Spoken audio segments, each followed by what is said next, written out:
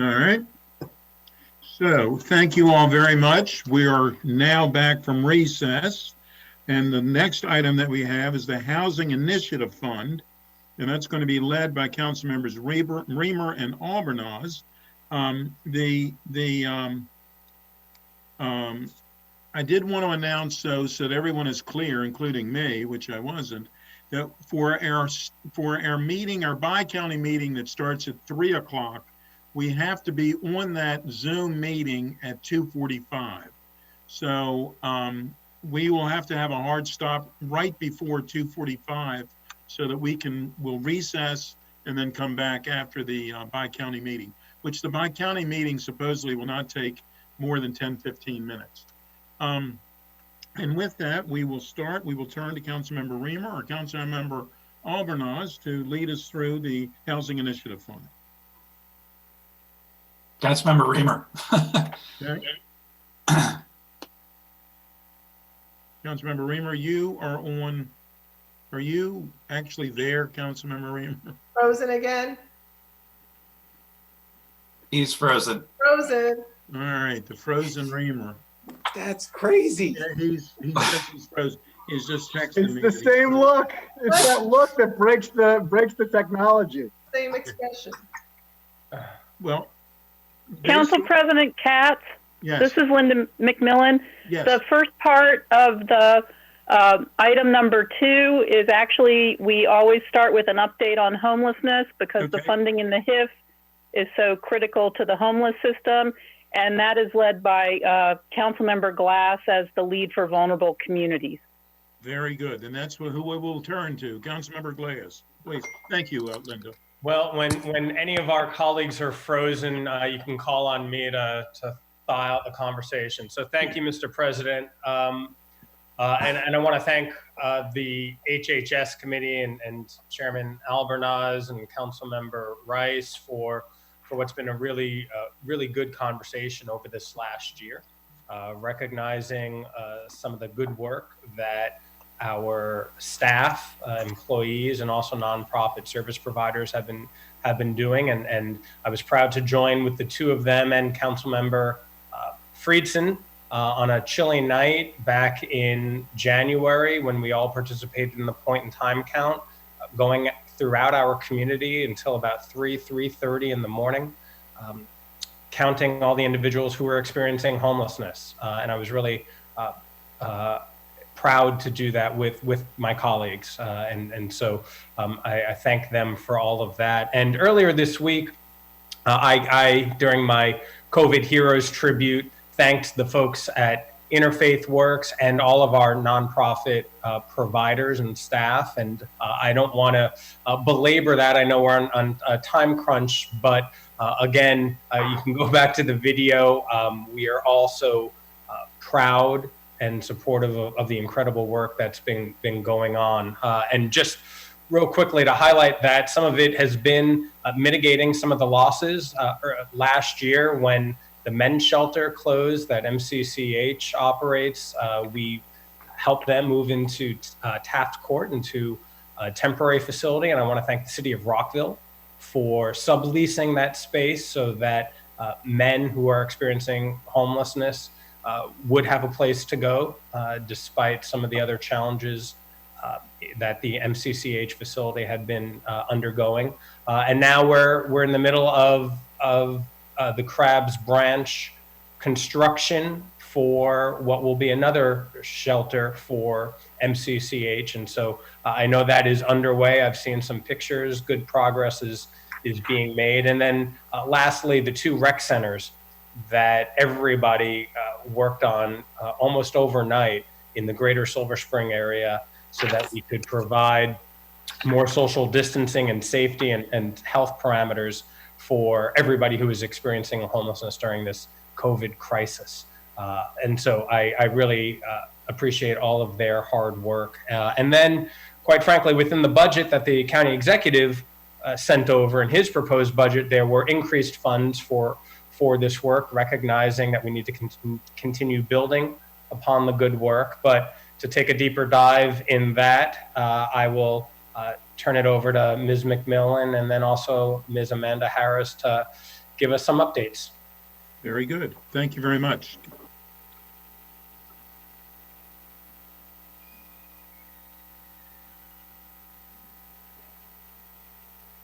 Linda, are you there? Hi. Amanda Harris, our Chief of Services to End and Prevent Homelessness, is going to start with a brief update, and Ms. Parsons is going to run the PowerPoint for her. Great. All right, I guess I will get started. Can you all hear me? We can. Okay, great. Amanda Harris, Chief of Services to End and Prevent Homelessness with HHS. So thank you again for allowing me to talk about what's happening in the homeless world. And thank you, Councilmember Glass and the rest of Council, for recognizing the hard work of our frontline staff. I think it meant a lot to them. They are out there every day, continuing the work of trying to end homelessness and to support people in shelters. So thank you very much. I'm going to spend a little bit of time talking about how we have responded to COVID-19 and then give you some updates on our initiatives, and then talk a little bit about the plans for the $2 million supplemental for rental assistance.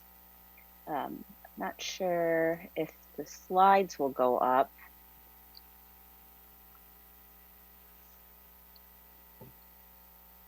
So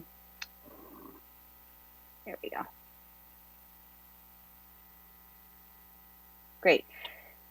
So in response to COVID-19, we had to act pretty quickly.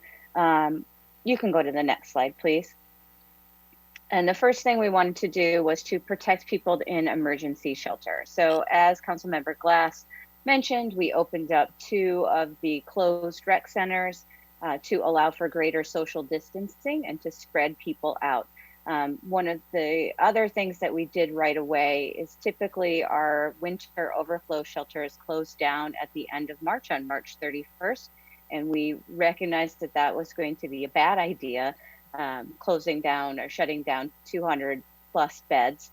So we have decided to keep the overflow shelters open until the end of the public health emergency. We have worked with our Healthcare for the Homeless and public health staff to train the shelter providers on how to do screening for symptoms, how to use proper personal protective equipment, how to clean properly. So we've had to do supporting people in a much different way than what we normally do. Typically, shelters are there to feed people, get people housed, help them do laundry, not really healthcare providers. And they've had to really step up their healthcare work. They're doing daily screenings, taking temperature checks, making sure that we have isolation space and quarantine space for people that do test positive or have been exposed. The other thing I will say about this that I'm pretty excited about is we are now working with the state COVID-19 task force. There is a group of EMS workers and social workers that are coming out. They're called the Ready Responders, and they're doing weekly visits to our shelters and the Progress Place, meal programs, and they can do on-site testing, which has been a huge help. And then the last thing we did around people in emergency shelters, we also moved out anyone that was over 62 or had a medical condition that made them more at risk for COVID-19 complications, and we have put them in hotels. And at the hotel, we are providing meal delivery, laundry service, and case management. Okay, next slide, please. So then we wanted to also address the needs of our of individuals that are not willing to go into shelter and those that are sleeping outside or unsheltered. So we have offered hotel rooms to anyone that is sleeping outside. We have had some early takers, and over the last few weeks or so, our outreach workers are continuing to engage folks, and more people are deciding to accept the offer of a hotel room. So that's been good. We've been able to use this crisis as an opportunity to further our engagement with them. We have had to modify our services. So Shepherd's Table in downtown Silver Spring is absolutely still providing meals, but their dining center is closed. So people can get to-go meals, and they've also reduced the meals from 3 meals to 2. We have a daily meal pickup in Up County. And, thank you to the city of Gaithersburg for partnering with us. That's been gaining momentum. People are starting to come up. We give out about 50 meals a day. That's a breakfast meal. And we have also now, we have a new provider of medical services in our shelter facilities, Dr. Kelly and Associates. And as part of that new contract, she and her team will also be providing medical services with the street outreach team. So people are no longer required to have to go into a shelter to get medical services. So she's going to be partnering with those folks to provide those services. Okay, next slide, please. So we also wanted to look at how do we prevent people from entering homelessness. We have suspended any terminations from our housing program, so rapid rehousing or permanent supportive housing. We are not terminating anyone from those programs unless they are a direct safety risk or threatening another participant.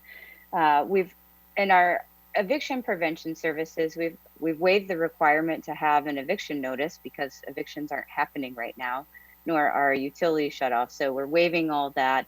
We've really made the documentation process a lot easier. We used to require a lot: birth certificates, social security cards, receipts. We've really become much more flexible in how we can provide assistance. We have focused on individuals in informal housing arrangements, so they don't have a lease. They may be renting a room or a basement. And we are able now to provide the cash assistance either directly to the leaseholder or to the individual that's renting the couch, which was not something that we had previously done. Let's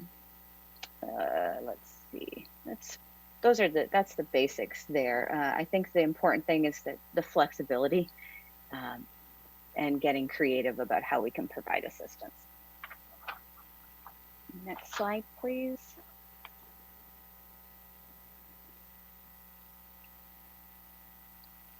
So the last thing I will say here is that we also want to get people housed. We know that housing is the best healthcare, that it's going to help us slow the spread in shelters. It's going to help us slow the spread on the street. We really want to get everyone into housing. So we have been prioritizing our expensive housing resources like permanent supportive housing for those that are most at risk of the COVID-19 complications. So those are largely the people that we've now placed in hotel. We will be adding housing location staff and rapid rehousing staff to try and help move people along. We have a goal of clearing out the shelters by placing 75 people in permanent housing in the next 4 weeks. So we have a landlord recruitment effort that's underway. You may have seen some things on Facebook. We are looking for landlords that have vacant units that are willing to rent to our folks. We can provide first month's rent, security deposit for any household exiting homelessness.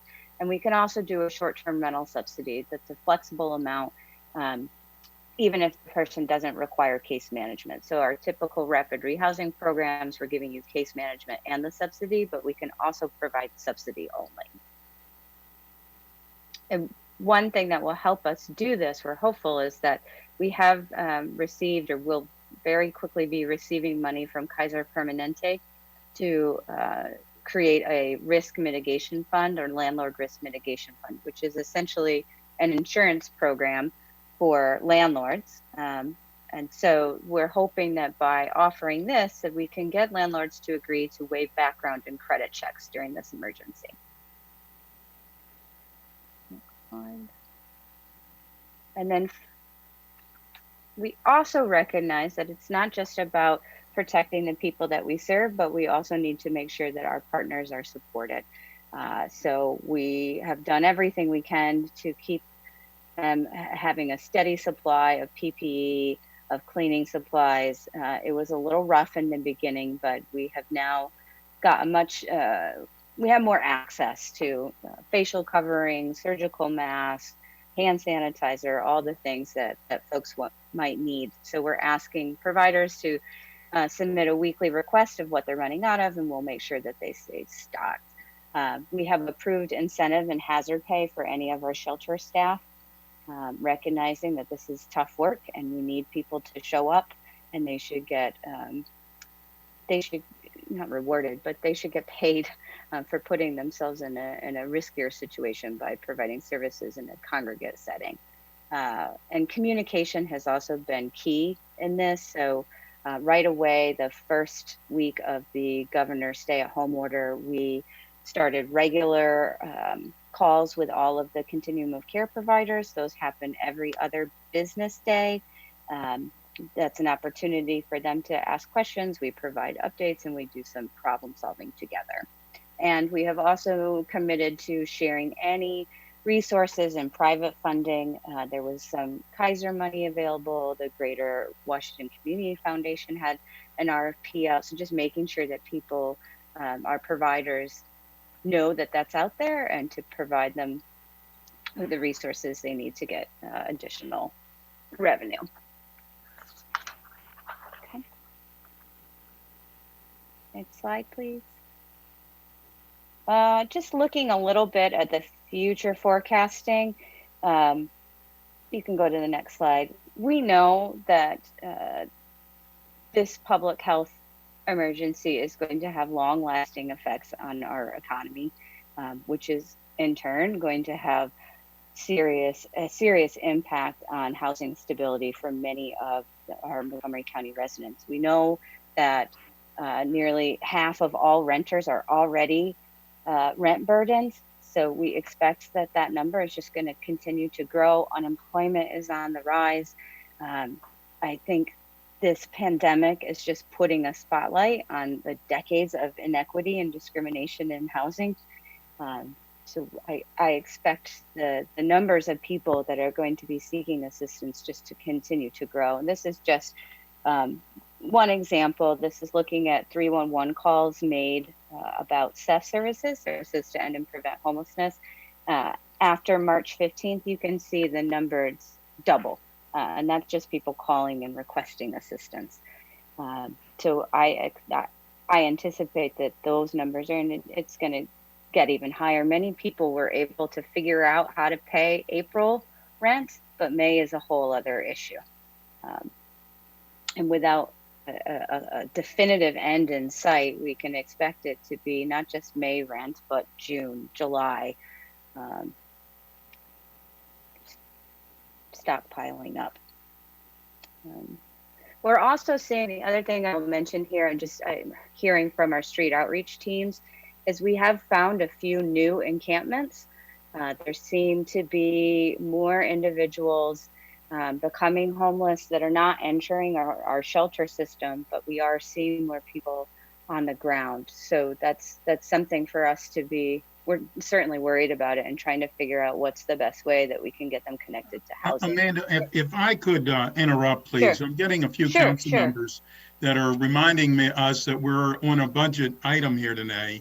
And I think this is probably more appropriate, though we certainly need the information. I think it's more appropriate for when we go back to committee. So if you could not give us quite as much detail here and wait till you go back to committee on this presentation, please.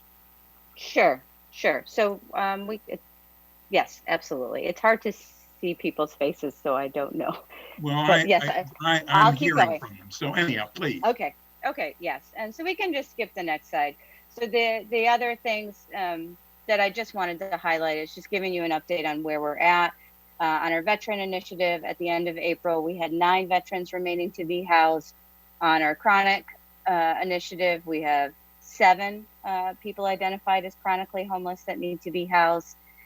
This month in April, we housed 12 people total on the single adult side, which is down from our average of 18 per month. You can go to the next slide, please. Just an update on our family initiative.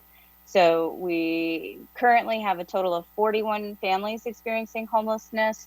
14 of those families are currently in hotel, which is down from an average of 30. So we've really cut down on the number of families in hotel, and we're able to move them directly into shelter and then into permanent housing. In April, we were able to place 15 families in housing, which is our average rate. So we, even amidst this crisis, we are staying on top of housing the families. So we're not slowing down there. We're seeing more of a slowdown on the single adult side. Next slide. And then the last thing I will say, and then I will stop talking, is I just wanted to give an update on the supplemental funding and what our plans are for using that money. So next slide, please. Our plan is to create a short-term rental subsidy program. It will be targeted to households that are directly impacted by COVID-19, that are at 40% AMI or below, that are paying at least 50% of their income in rent. They must apply for unemployment if they are eligible, and it will be a flexible subsidy amount. It could be the full rent, it could be half the rent, for 3 months with an option of extending to 6 months. Immigration status is not a factor. We are able to help anyone as long as they are a Montgomery County resident. And then another portion of that will go towards housing stabilization, rental assistance, and rapid rehousing. Basically the same kind of program, but we will be targeting people that are currently homeless or at imminent risk of homelessness.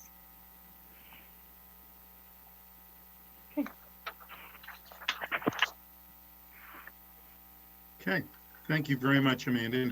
And I know that you're going to have to do this presentation a second time at some point, but today is just one of those days. Councilmember Albornoz. Thank you. I'll be very quick. Ms. Harris, I just want to thank you personally and your team. You have been doing really outstanding work, and I really want to appreciate how you have specifically intervened in several constituent issues that we've brought to your team's attention. They were addressed holistically and extraordinarily well. So we've been very impressed, and I just want to express that appreciation, and the support that we're providing for all of our nonprofit providers who are on the front lines is so important, and I appreciate all of your efforts in that space as well.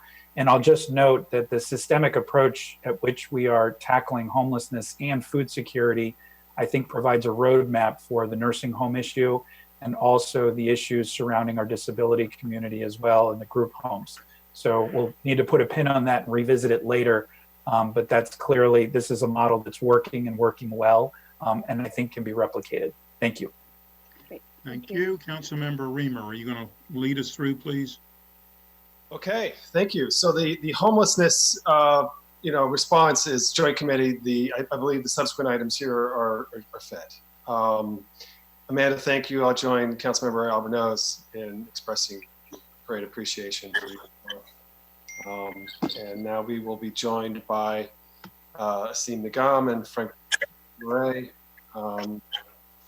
Okay, so we're going to now get into the Housing Initiative Fund. And Councilmember Navarro, did you want to speak now? I just had a question for Ms. Harris. Okay, I please. she's still around. if you have a question on homelessness, I think now would be a better time. So yeah. That's a very quick question, Ms. Harris. Thank you so much for that presentation. You did mention the $2 million special appropriation for the short-term rental assistance.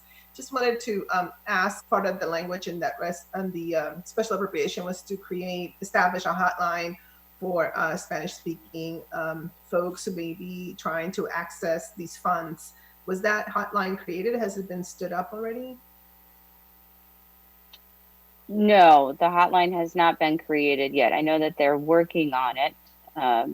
That's a larger HHS program, so I don't know exactly where we stand with that, but we're certainly working on it, and we have several Spanish-speaking social workers in our housing stabilization program that can assist people and have been assisting people.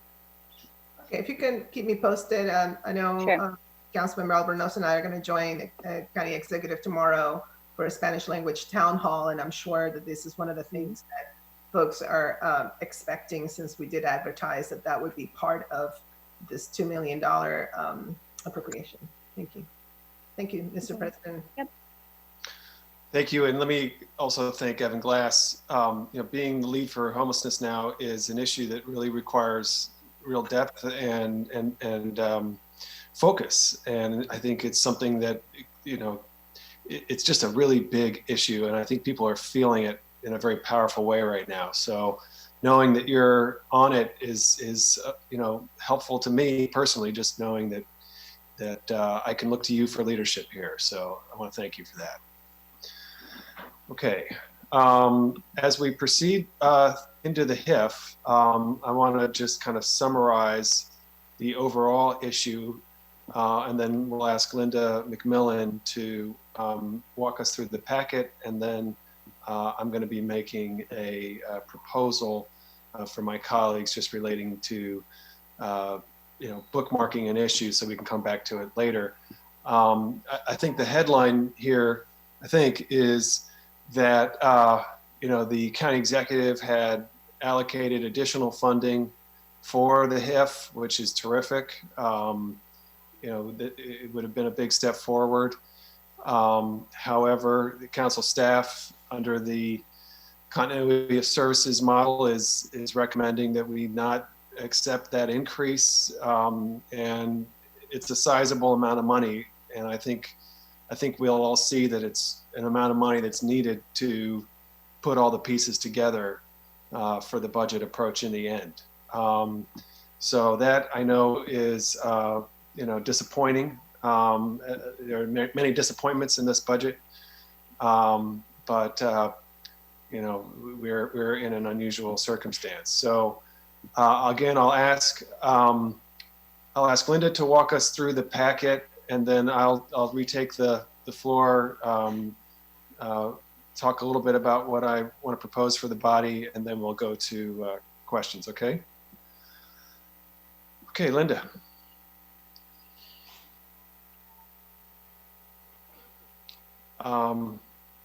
Is Linda McMillan on?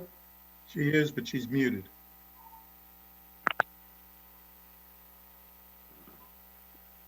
Hi, can you hear me now? We can. We can. Okay. At the appropriate time, I'd welcome an opening statement from Director Nagam. Okay. I just wanted to remind the council that the Housing Initiative Fund, which serves a lot of purposes, financing our affordable housing as well as our homelessness and rental assistance programs, eviction prevention, is a combination of the operating budget and the capital budget. And so you have before you in this packet both operating and capital items. The Fed committee did review the capital items initially, but as had been the practice, the Fed committee takes an initial review and then waits till the operating budget. So while the Fed committee did have some discussion of the capital projects, they didn't make a recommendation back in the February timeframe, and so the recommendation that's in the packet for capital is also a council staff recommendation. The total uses, which are operating and capital, were recommended by the executive to be $84.7 million. Under a continuity of services framework, council staff is recommending a decrease in the expenditure side of just over $6 million, but given some other requirements related to debt service, the key number for the council is that there would be a reduction in the transfer from the general fund of just over $5.1 million. And so the items that council staff has not included in the continuity of services are a new position, which would be a manager that was expected to work on right of first refusal and complex financial agreements, the 21 compensation adjustments, the FY20 level of just over $8 million for affordable housing loans and grants is retained, but that is almost a $6 million reduction from the CE recommendation. And again, when you net those out with some other changes, you end up with a general fund transfer reduction of $5.1 million. The continuity of services recommendation from council staff would retain the FY21 beginning balance assumption. I would retain the FY20 ending balance assumption. the assumptions regarding debt service, rental assistance, DHHS housing programs, neighborhoods to call home contracts, homeownership assistance, and the other claims on the fund balance, which often are rental agreements and future projects would be retained. So that's the general part on the operating budget portion of the HIF. And then also related to the HIF, there are two CIP projects. One is the Affordable Housing Acquisition and Preservation CIP project. This is sort of the traditional project that's been around for many years, and I am recommending that this be approved as sent forth by the county executive. When the Fed committee did discuss this, they discussed that, in fact, in the current year, FY20, the council added $5 million to retain a level of $22 million, and that the executive was maintaining that level and then showing that as being carried out through all 6 years of the CIP. Previous policy of executive and council had been programming only 2 years. That does change the overall programming of the project, but it really is sustaining the $22 million level. And I would just note that at the time that the committee discussed this, they felt that it was, it in essence signaled a floor that would be carried out through the 6 years. And so while not making a formal recommendation, the committee did discuss that. The second project is an Affordable Housing Opportunity Fund project, which is a new project. This has $10 million funded by recordation tax premium in the first 2 years of the CIP. The department explained their preliminary thinking about how that money would be used to leverage other funding to create a fund for short-term financing. Council staff's recommendation, and the committee did have a discussion of the preliminary directions that DHCA was headed in. So council staff's recommendation at this time is to approve the project, but not to appropriate. And this would retain the project in the expenditure schedule, but it would allow the council and the committee to come back and further work through the details before funding is appropriated. I would just note that this could be impacted by CIP reconciliation, given that the source of funding is the recordation tax premium. So those are the general recommendations regarding the Housing Initiative Fund. And then within this packet, there is also a recommendation to approve the maximums for the payment in lieu of taxes. Okay, thank you very much. Why don't we turn it to Director Nigam, if you'd like to share some comments with us now, please. Thank you. You're going to need to unmute. Yes, thank you. Good afternoon, Council President Katz and other members of the Council. I know that this is a tough budget period.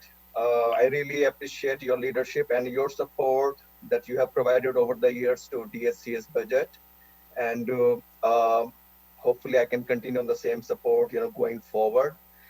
So in this budget, of course, we were, as we discussed during the Fed committee in March, we brought forward a concept of a new CIP project, which was Affordable Housing Opportunity Fund, which was going to be funded from the increase in the recordation tax premium over the next 2 years. So we were anticipating that we were going to have $10 million, both in years FY21 and FY22, to create, at least from FY21, to create a short-term opportunity fund for acquisition financing, where it could be available for ready-to-go capital with some set funding parameters.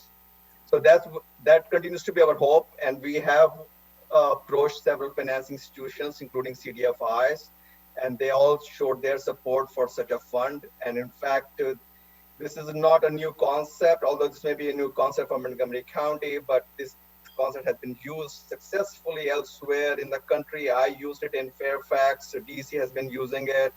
And in fact, Montgomery Planning Department is doing a study right now with the consultants, and when the study comes out, their consultant is going to recommend similar fund as well. So we hope that the funding does become available for this fund moving forward. And I do understand continuity of operations theme at this point. So hopefully what is not getting funded today or this time is getting deferred is not a cancellation per se. And hopefully as the budget situation becomes more clear in the coming weeks or coming months, we can revisit these items that are placed on deferred list per se. Thank you. That said, I'm going to rest my comments. Thank you, Dr. Nagam. I really appreciate it. Okay, so what I wanted to share with my colleagues, as I think you know, for about the past 6 months, a number of us have been working together on some pretty significant ideas for housing. The council embraced the COG housing goals in the previous council under leadership of Council President then Nancy Navarro, and we committed to some very aggressive goals for housing production as well as production and preservation of affordable housing. And so the executive has recommended some approaches that are continued in the budget. We see them here today. We have been working on a number of different additional approaches. Two of them I would like to bring to us today, but recognizing, my intent was to work through in a methodical manner the committee process. And I had planned to bring this before the committee first, in March, and then proceed, through several sessions and then bring it to the full council. That's not possible, and I'm going to read the room here and not try to do it in this moment either. It certainly had occurred to me to try to bring it to you as a full council, as a body, because it's fully baked, but it's just, trying to introduce something new now is not an easy lift. But what I would like to do, what I would ask your support to do, is to just defer a bit on some of the funding that is in the continuity of services amount, so that we can return to this question in the next 4 to 8 weeks, and then really have a chance to develop it through committee dialogue and then bring it to the full body. So I'm not going to recommend that we add funding to the budget. I don't think there's any funding to add, but if we don't take a step now to just kind of bookmark some funding that is there in the HIF, then the council, if we want to move forward on this idea, we would actually have to find additional funding to do that. The intent all along has been to use HIF funding, not necessarily to have to add funding to the budget, because fundamentally the idea is let's take our funds and leverage them. I'm on the Zoom. Let's take funds and leverage them. Lost my train of thought. And forward fund. If we have, millions of dollars that we're going to commit to year after year, well, you can leverage that into, tens of millions of dollars now. And working very closely with HOC, as well as the nonprofit affordable housing community, we have envisioned 2 different funds. The first fund is to support new construction of mixed income housing. It's very similar to the social housing vision, but with a third of the housing set aside as affordable, and most of it deeply affordable, constructed by HOC. And HOC has been very successful, and I see Director Span is here with us on the Zoom. HOC has been very successful at a new model where they do public-private partnerships to construct housing, and then they claim ownership of the housing.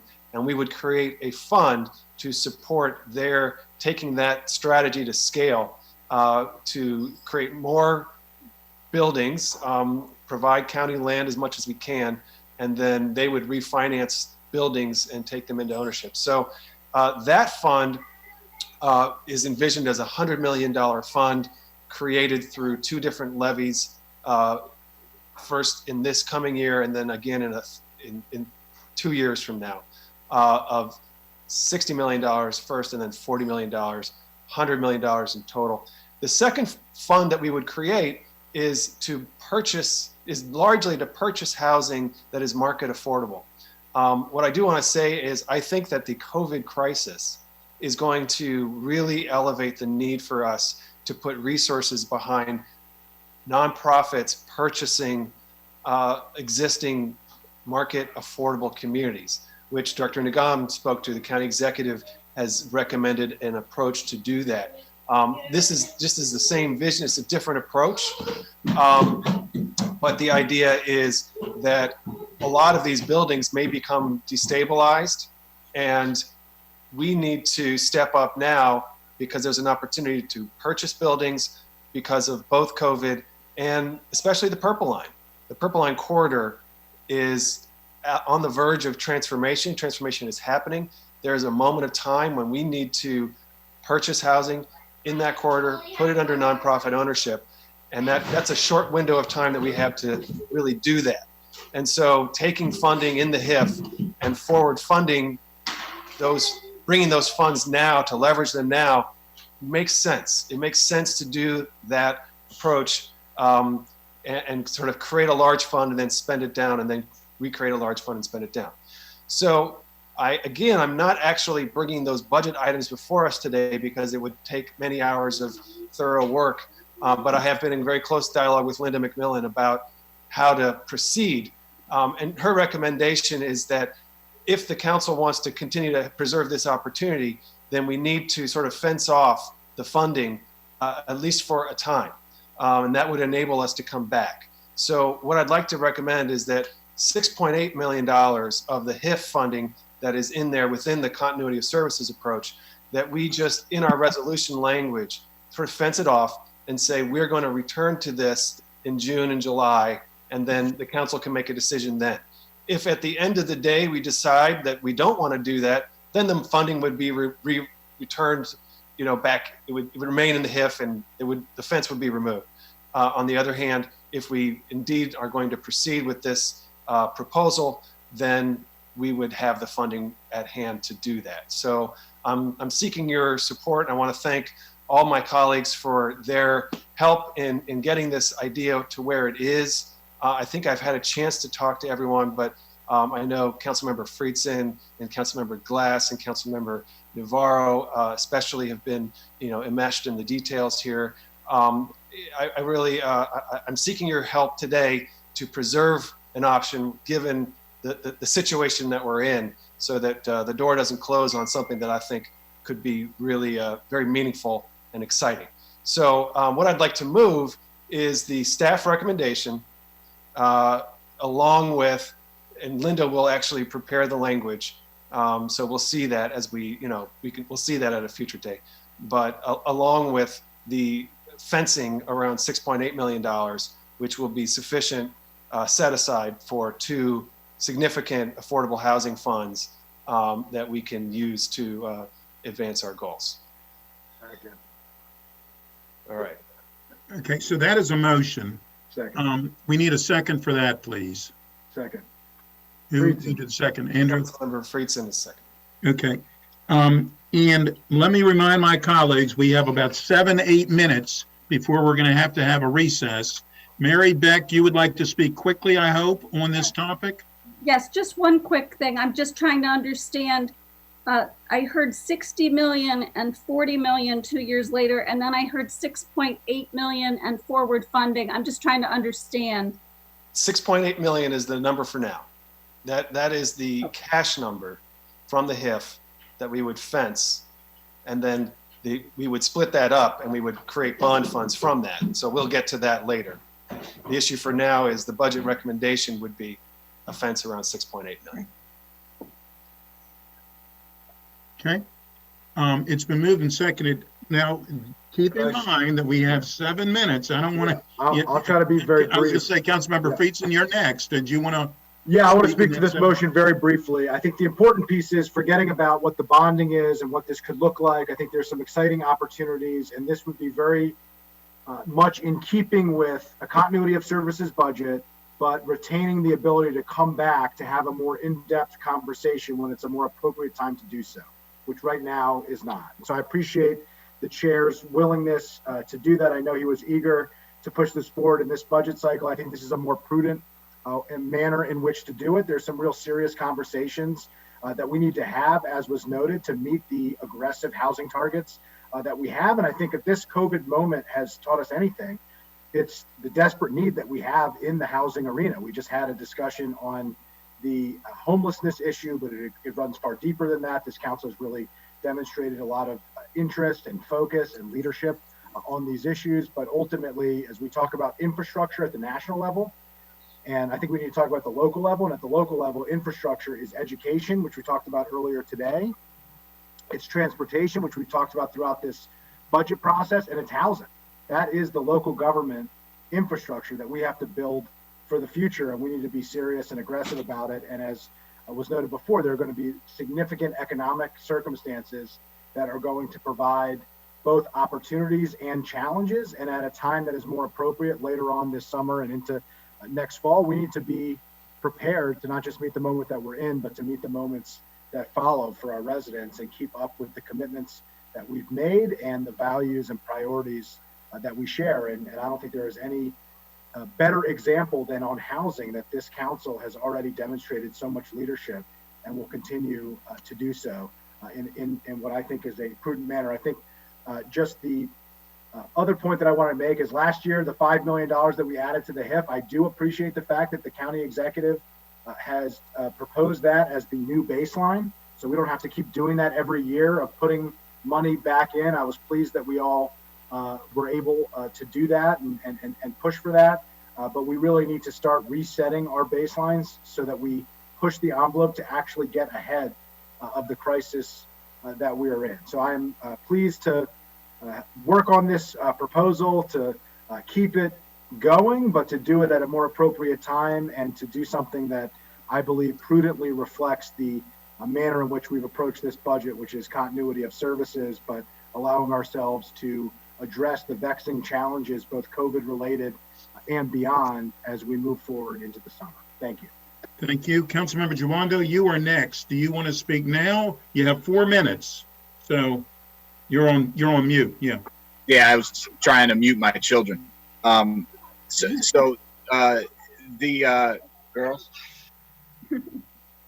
this is to Linda and maybe Hans as well. You know, we've talked about this concept before, and I think it has some merits for sure. The only concern I have, or one of the concerns I have, is if you're cordoning off this funding, does this absorb, you know, so what's the trade-off? What does that mean we can't do with the HIF money, and as far as buying down rentals or other things that we normally use? Let me try first. The funding is funding for loans and grants, typically in the HIF for buildings, you know, projects that are coming in. This would create more funding, so that the projects that are coming in and they're getting cash from the county would now get the benefit of bond proceeds funding. So I'm anticipating it will allow more. The trade-off is the county has more debt service, and so we have to pay more debt service. Well, I get the long term if we go with the proposal and decide it in July or, you know, in the September. I just mean like now, you know, between now and then. Oh, between now and when we make a decision? Yeah. Say it again. Do you mean between now and when we make a decision? Exactly, and that's what I'm asking. Is are there things like that we'd have to forego that might be in the pipeline, or, you know, that's my question. Good question. I don't think so, because I think we would get back to it before this funding is even actually July 1st. But I'll ask Linda.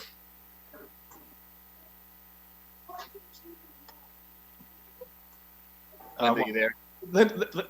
I don't know if Linda's there, but there is still money in the HIF. There she goes. Go ahead. I was just going to say, I do think, I think that Councilmember Reamer's intent was for the council to get back to this as soon as possible. And so, you know, in the July timeframe, the council would either determine that the best use of the money is to create some type of fund that's being described, or if it didn't, then it would be able to put that money right back in to the HIF loans and grants category. So yeah, that would just be my only concern. I think since it's FY21, by July, we need to make some decisions so that the money can be there for either purpose would be my concern. So but I think that the concept has merit. So thank you. That helps me. Thank you. We're going to call a recess. Just so everyone is aware, the next speaker on the list when we come back will be Councilmember Glass and Councilmember Navarro, Councilmember Albanaz, and Councilmember Rice. And eventually we will vote on this issue, but we're not right now. We don't have the time right now. So we are calling a recess. We will be back as soon as the bi-county meeting is over, which is also, people can see that as well. The public can see that as well. We'll come back as soon as that meeting is over and complete this agenda. Thank you very much. We are now in recess. Good afternoon, everyone. Today, we are meeting for our bi-county virtual meeting. Today is Thursday, May 7th, 2020. I am County Council member and County Council Chair Todd Turner from Prince George's County. This bi-county meeting is between both Prince George's County Council and the Montgomery County Council. With that, let me just start with some introductory remarks as we go through our review, as well as voting procedures for this bi-county meeting. First of all, I want to say, President Katz, on behalf of my colleagues on the Prince George's County Council, I'm pleased and welcome you and your colleagues from Montgomery County Council to the 2020 bi-county meeting. We are grateful to be able to connect again, this time, obviously, via virtual technology, given our circumstances. So let me start off by introducing our members, and I will start with my members on the Prince George's County Council, as we are the host of this meeting virtually today. And I will simply start by doing it by district, and then we will move to our at-large member. Mr. Denoga. Good afternoon. Great to be here. Tom Denoga, County Council, District 1. Ms. Glaros. County Councilmember Danielle Glaros, District 3. Apologize. I saw Ms. Tavares late. Go ahead, Ms. Tavares. Hi everyone. This is County Councilmember Denny Tavares, District 2. Councilmember Ivy. Hi, I'm Jolene Ivy, County Council Member, District 5. Good afternoon. I'm Councilmember Derek Leon Davis, and I represent Prince George's County's District 6. Good afternoon. My name is Rodney Streeter, and I represent Prince George's County District 7. Ms. Anderson Walker. Just make sure you're unmuted. And good afternoon. I'm Monique Anderson Walker, representing Councilman District Great 8. Mr. Harrison. Good afternoon, everyone. My name is Sidney Harrison. I represent County Council District 9, southern part of Prince George's County. Thank you. And our Vice Chair and at-large member. Good afternoon. My name is Calvin Hawkins, and as the chair said, I'm a council member at large. And then I have Councilmember Franklin has joined us as well. Good afternoon, everyone. Councilmember Mel Franklin, one of your two at-large members, along with my friend Calvin Hawkins. Thank you so much. Thank you, colleague. Turn now to President Katz for introduction of the Montgomery County Council members. Well, thank you very much, Councilman Turner. It's always good to see you. We go back a few years ago when we first met as municipal officials, and it's always good to see you and all our friends from Prince George's County. I'm going to introduce, ask Vice President Hucker to introduce himself, please. Good afternoon, everyone. I feel like I just saw you yesterday. Tom Hucker, Vice President of Montgomery County Council and representing District 5. Very nice to see you all again. And in alphabetical order, Councilmember Albanaz. Hello, everybody. I'm Councilmember Gabe Albanaz, one of the 4 at-large members. Councilmember Friedson. Hello, Andrew Friedson, Councilmember from District 1. Councilmember Glass. Evan Glass, at-large council member. Councilmember Jawando. Good afternoon, everybody. Will Jawando, council member at large. Councilmember Navarro. Good afternoon. I'm Nancy Navarro, council member representing District 4, Montgomery County. Councilmember Rice. Good afternoon, everyone. Craig Rice, Montgomery County Council, representing District 2. Councilmember Reamer. Everybody, glad to be here. All right. He's at large. He's very shy and didn't want to tell anyone. Councilmember Turner, Chair Turner, we will turn it back to you. Thank you very much, President Katz. And I guess this is a saying, you know, be careful what you start out doing when you end up being chairs of your respective county councils.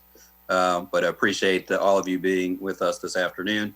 So in light of the health pandemic, obviously, and the states of emergencies that we are both operating under, this has been and continues to be a challenging time for the residents of our two counties and of our governments as well. In addition, I know that you are working nonstop, as we are, obviously, even during these uncertain times, to make budget decisions for the fiscal year 2021 upcoming year. Our purpose for today is to review and adopt the fiscal year 2021 budgets for the bi-county agencies, including the Washington Suburban Sanitary Commission, the bi-county portion of the Maryland National Capital Park and Planning Commission, and the Washington Suburban Transit Commission. I want to thank the hardworking commissioners of both the Park and Planning Commission, as well as the WSSC Commission, as well as their staff from both the counties for their work in preparing their budgets this year. I also want to thank the staff, our joint staffs, both council members, as well as our technical support teams for all their efforts behind the scenes to make hopefully this run smoothly this afternoon. But before we turn to our budget update from our staff, I would like to review our voting procedures we have used in the past. Traditionally, a motion would be made by one member of one council, must be seconded by a member of the other council. Also, a majority of each of the councils must vote in favor of the motion in order for it to pass. In addition, President Katz, if you agree, as we have in the past, I suggest that we adopt another practice, which is that we vote on all budgets in one motion. If that's acceptable, thank you. It is acceptable to us. Right. With that, let me turn over to Executive Director Marlene Michelson and our Council Administrator Robert Williams to summarize the joint staff recommendations on these three budgets. With that, Ms. Michelson. Good afternoon, council members. Mr. Williams and I continued our annual tradition of discussing the joint budgets and the recommendations of each of our councils, and we've reached agreement on all issues that we are presenting to you today. For the Maryland National Capital Park and Planning Commission, our council chose to follow a practice it is doing with all other budgets, which is to look at a continuity of services options, no funding of new programs and initiatives. The Prince George's County County Council agreed with our recommendations with one exception, and that was for the Supplier Diversity Program. Mr. Williams and I recommend that you take the total amount of the reductions, but that it include filling the Supplier Diversity Program position, and that you ask the Commission to find the offsetting reductions someplace else in the budget. Moving further, council members, in regard to the WSSC budget and capital improvement program, we nations on attached circle pages 2 to 4 in your packets. Certainly in light of the extraordinary financial challenges being faced throughout the nation and our local governments, we recommend that the councils concur on the reduction of $6.5 million in the WSSC proposed operating budget. The majority of those reductions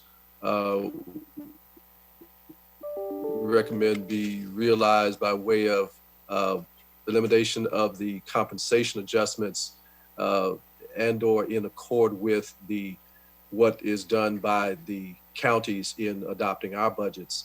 The joint staff recommendations are for approval of the FY21 through 26 WSSC CIP with no changes, as reflected on the circle page 2 of However, WSSC has made us aware of one technical correction, does not have any substantive impact, but the technical correction to the matrix on circle page 3 noted there that reference to CIP being transmitted on September 18th, 2019.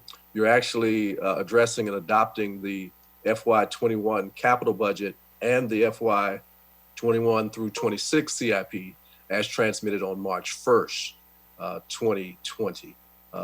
And both councils have reviewed that document. Finally, in reference to the WSTC budget, we recommend approval of the FY 2021 amounts proposed for Prince George's County, $105,738, and for Montgomery County, $123,741. Letters on all of these are noted on from the Chairman Turner and President Katz are noted beginning in your packets on page 5. And with one final change to note in terms of compensation for the Maryland National Capital Park and Planning Commission, we recommend that this year the councils not approve compensation increases. Our councils have not finished all of their discussions on compensation for other agencies, but we're recommending at this time that there be no increases, and that should circumstances permit, you may want to revisit this at some point in the future. And I believe that completes our recommendations. Thank you, Ms. Michelson, and thank you, Mr. Williams, for your recommendations. All members of both councils clear on the staff recommendations at this point, with the one technical correction on the WSSC budget. Thank you. With that, let me turn to Vice Chair Hawkins for the purpose of making a motion to approve all 3 budgets and recommendations by staff. Mr. Hawkins. Mr. Chair, I move based on the motion. I move this motion based on what we heard and all council members agree to. Thank you, Mr. Hawkins. President Katz, is there a person on your side who would like to second the motion? Vice President Hucker, I believe, might want to do that honor. Mr. Chairman, thank you. I second the Vice Chairman's motion. Thank you very much, Council Members Hawkins and Council Members Hucker. With that, everyone, under any discussion on the motions, as we do on our side? Seeing no hands, any chats. With that, all those in favor, please say aye, or raise your hand, or do both. Aye. Aye.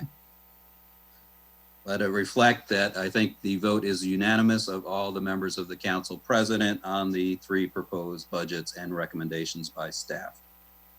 Therefore, the budgets stand approved as done. Before I accept a motion to adjourn and a second on that, I just want to thank again our colleagues from Montgomery County Council. We obviously know this is difficult times. The staff recommendation, particularly on the compensation, is one that I know I'm sure we share, that it's not something that we want to consider and do, but given the circumstances, it's something that's an option that we do have to consider and potentially do when we both adopt our respective budgets. So let me just turn back to President Katz for any closing comments before I accept the motion to adjourn. Well, thank you very much, Mr. Chairman. This truly is a unique day for both of us. We've certainly, I guess it's the only time in the history of either county that it was done this way, but it certainly worked out just fine. We appreciate all of your fine efforts and look forward to working with you on a continual basis on many other topics. And we are going back into session right after this. And if your members wanted to watch our meetings, this is a golden opportunity for you. I know you don't have enough meetings to watch, so thank you very much for your hospitality. Thank you very much, President Katz. We appreciate that. I'm sure some of my colleagues might do that, but I think they have enough on their hands right now with our budget. Somehow, yeah. Well, we wish you well with your conclusion of your budget considerations, and we do look forward to our work together. I know we were able to have a joint committee session earlier this year, and if there's opportunities for those kind of activities now virtually, I guess for the time being, feel free once we conclude our budgets and get back into our legislative calendar as best we can. With that, is there a motion to adjourn from Mr. Chair, I move adjournment. I have a motion by Mr. Davis. Is there a second by a member of Montgomery? Second. I have Mr. Everybody Rice. from Montgomery seconded it. And you're not adjourning your meeting. You're still going. No. So, Yeah, they're not going to get that lucky. Yeah. So I got a motion by Mr. Davis from Prince George's County, seconded by Councilmember Rice from Montgomery County. All those in favor say aye or raise your hand. Aye. Aye. Thank you. I believe that's unanimous on all. Again, I don't see any opposition or any others. So with that, we will conclude our 2020 bi-county joint meeting. We wish you well, be safe, and we look forward to seeing you maybe virtually again. There you go. Thank Same you. to you. Everybody. Take care. Bye-bye. Take care. Thanks. Take care, The guys. recording Stay has safe. stopped. Something. She suggests starting. Okay.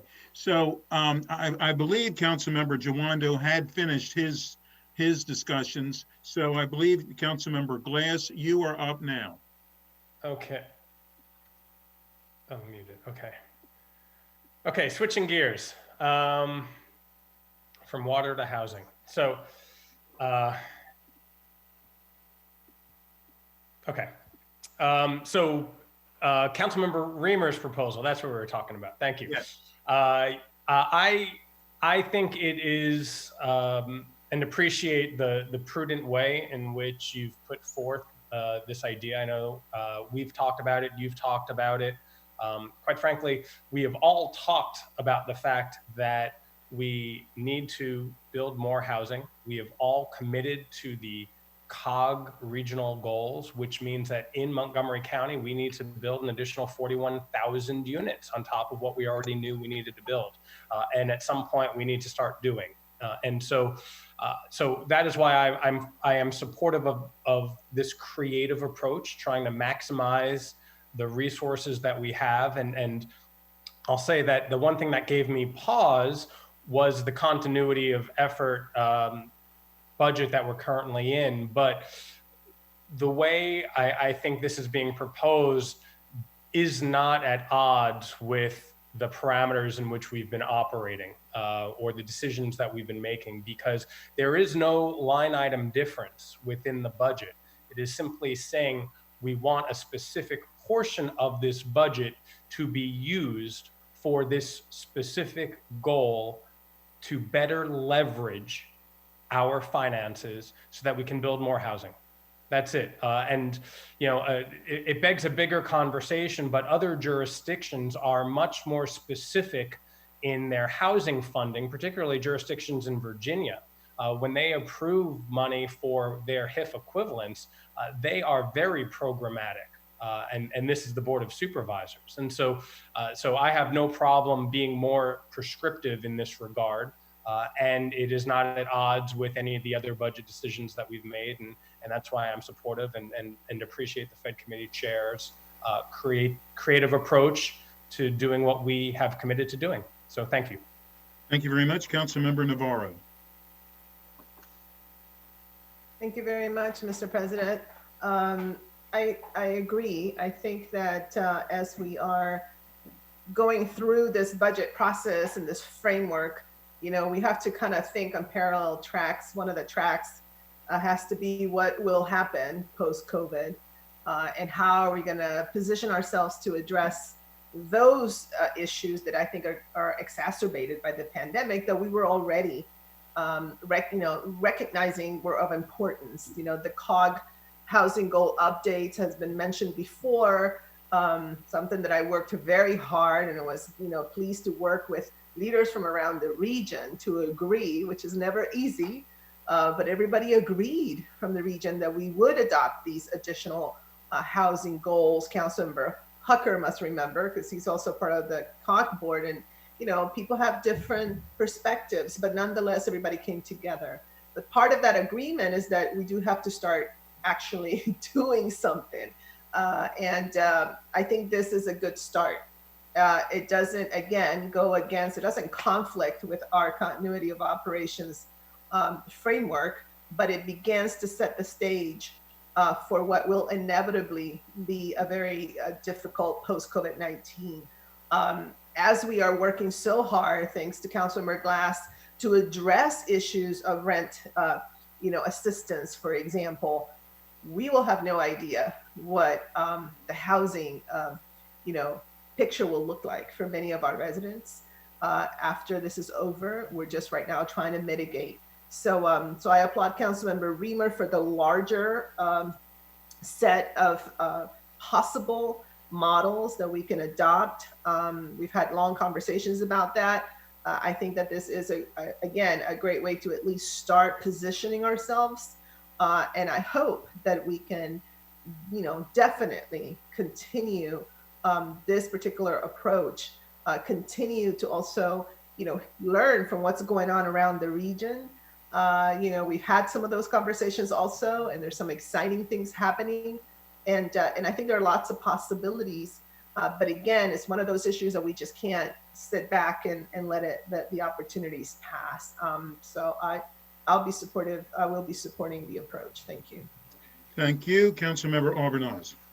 Thank you, Mr. President. I echo the comments of my colleagues. I had the same questions as Councilmember Jawando, and I was very satisfied with the responses, which I think are very reasonable. This is a very creative approach that needs a little bit more discussion before it's ready for prime time. And this buys us that time in order to be able to have that discussion. I will note that I've lost track of how many items we've said we're going to come back to. And we still have not determined whether we're going to be doing that exactly in a committee format or whether we're going to be doing it as a full council. And obviously it's a very fluid situation. And I just hope Council Central staff, I'm sure they're keeping a tab, but we need to start scheduling those now to make sure that, as issues arise, they're on the calendar so we don't lose these thoughts, because it's just so hard to process everything right now. I just wanted to make that comment. Thank you. Councilmember Rice. So I just want to ditto everything that my colleagues have said. I completely support the idea. Thank you. Thank you, as do I. And with that, we have a motion by Councilmember Reamer, seconded by Councilmember Friedson. All those in favor, please raise your hand. And that carries unanimously. Thank you very much. We are now all the way up to item 3, which means we only have 9 left after that. And this is for the non-departmental account, Housing Opportunities Commission, HOC, and Councilmember Reamer will be leading that. Thank you. Thank you, everyone. I really appreciate your support. Now, if I freeze, I'll pass it back to the council president to continue with these items, working with council staff. I'll play the part of Hans Reamer. Yeah, thank you. My matrix is starting to glitch a little bit. Yeah. Let's turn it to council staff. I believe we have, this is the HOC budget, and we're joined today by Director Stacy Spann. I don't know if I know he was here earlier. Why don't we turn to council staff to walk us through the packet? There's Director Spann. Director Spann, would you like to just share some comments with us today? Well, first off, good afternoon, Council President and council members. As always, we at HOC appreciate the county's contribution and support, particularly in times like this. These are absolutely unprecedented times, and amidst this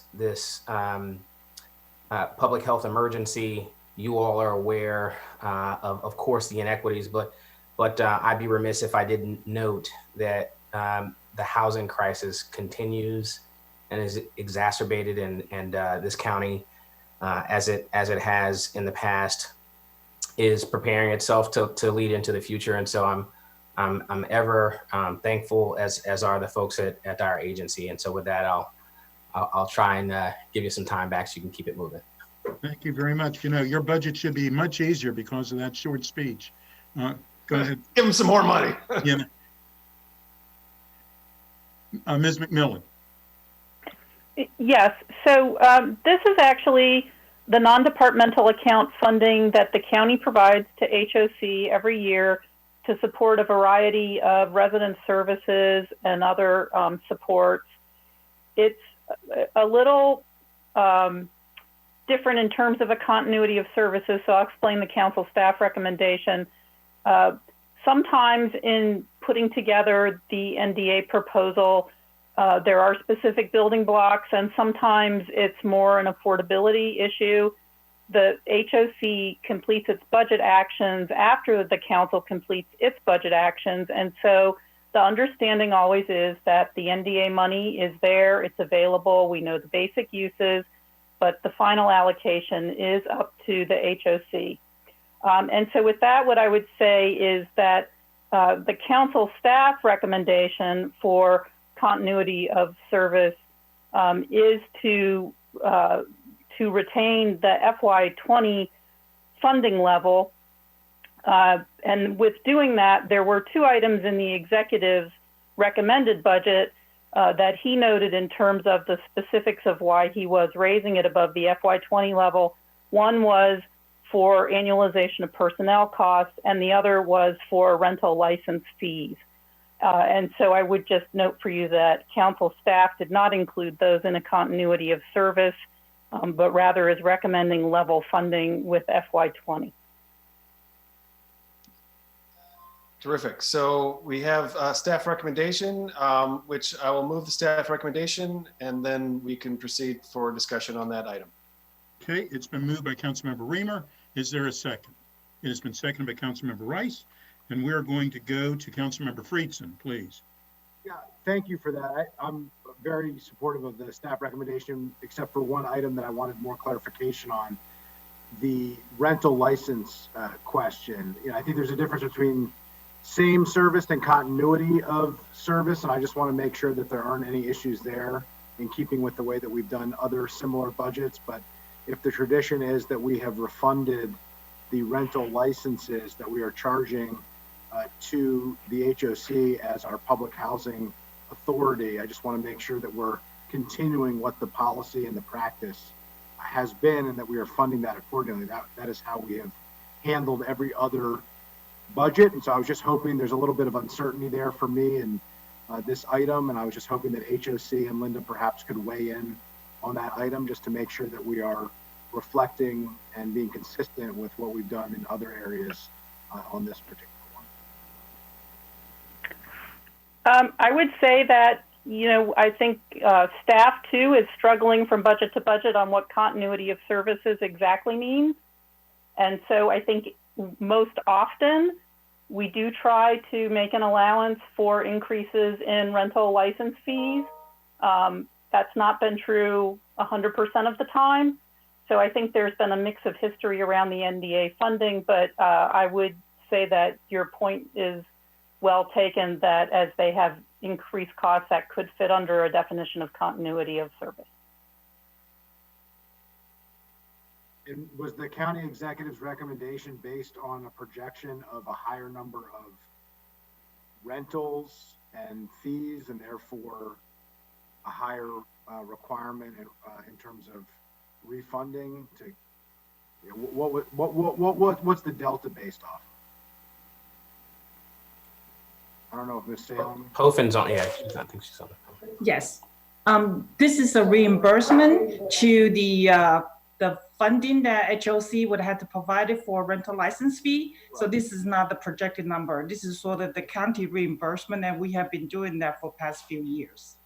Yeah, I'm just trying to understand the difference between the FY20 number and the FY21 projection. This is Terry Fowler, the budget officer for HOC. The number, can everybody hear me? We can.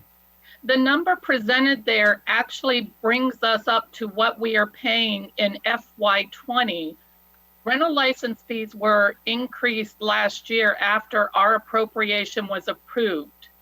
So this is really just bringing us up to what we are already paying and did not get in our FY20 budget because of the timing. So if the chair is willing, I would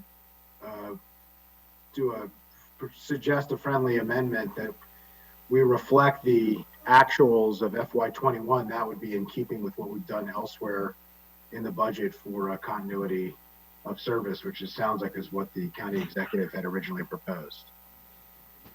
Can you just, Councilman Friedson, summarize again the issue for us right now? Yeah, the issue basically is that the continuity of service here would be what is currently the reimbursement level of the rental fees being charged to HOC. there's a gap because we funded a level that was below what July 1st fees were changed to. And so we were actually, the FY20 budgeted amount is actually below what the current level of service is. And so FY20 does not reflect the budget amount doesn't reflect the actual amount in reality. And so we'd be exacerbating that gap heading into FY21. So a continuity of service would be the current level of reimbursement as it currently stands today, which is what the county executive, as we just heard, was proposing in the FY21 budget. That's a portion of the increase that was proposed. So that would be $36,644. Okay, well then that portion of what is the actual to me is in keeping with the continuity of service budget. So I would propose just that portion then being proposed as part of this recommendation. I accept that as a friendly amendment. If that is the parliamentary way to proceed on that, absolutely. And Councilmember Rice, do you accept that as well? Yes, I do. Thank you. We have no other speakers. It's been moved and it was moved by Councilmember Reamer, seconded by Councilmember Rice. All those in favor, please raise your hand. And that is unanimous by those present. We're going to ask the Vice President when he comes back. I have a feeling he's okay with it. The next item that we have is item number 4, which is the Department of Housing and Community Affairs, which does not include the Housing Initiative Fund. And that's also, Councilmember, Vice President Hucker, were you okay with the vote that we just took? I am. Sorry, I was helping my son with a little tech support here, but yes, thank you. Thank you. And next is Councilmember Reamer for Department of Housing and Community Affairs. All right. Well, again, I'm going to turn it to Linda. This one is fairly extensive. We've got quite a packet here, but so Linda, why don't you take us through? Yes. So this is the 2 other portions that make up the full DHCA budget: the general fund and the grant fund. You've already considered the Housing Initiative Fund. For FY21, the executive was recommending just over $9 million. In continuity of services, council staff is recommending not including a position for the accessory dwelling unit navigation and compliance. For landlord tenant services, that would be an office service coordinator. A position, again, an office service coordinator to help with common ownership community program, and the FY21 compensation adjustments. You'll see that that's a decrease of about $363,000. The items that are within the continuity of services are listed on the front summary. I did want to bring to your attention, however, 2 issues within the budget that have to do, in fact, it's an impact of COVID around licenses, has to do with licenses and fee revenues that the department was expecting to receive. Currently, the governor's executive order on licenses means that DHCA cannot assess the annual fee for the rental licenses or the common ownership community licenses until 30 days after the emergency ends. Each of these is held in a special account. There's a landlord-tenant account that's funded by fee revenues that not only is the Office of Landlord-Tenant Affairs, but also funds code enforcement and licensing and several other items that are related to rental communities.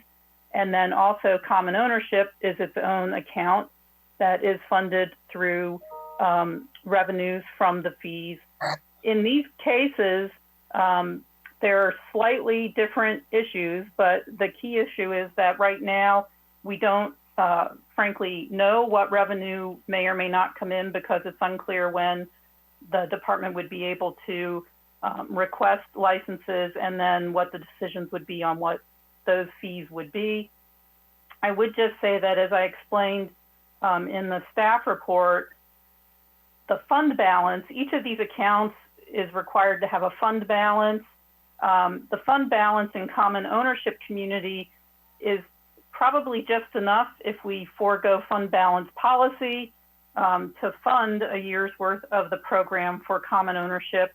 But in the case of landlord-tenant, there are $7.6 million in expected revenues that fund this program.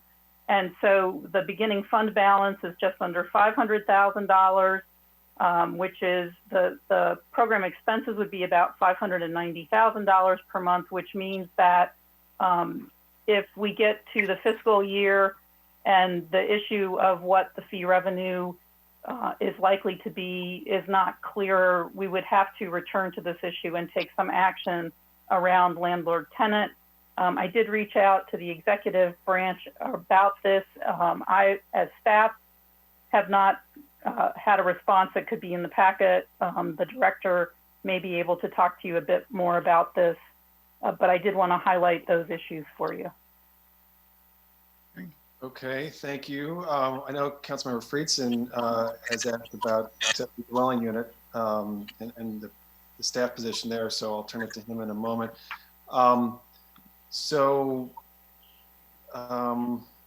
Regarding the licenses, the DHCA is not able to assess the the license fees now.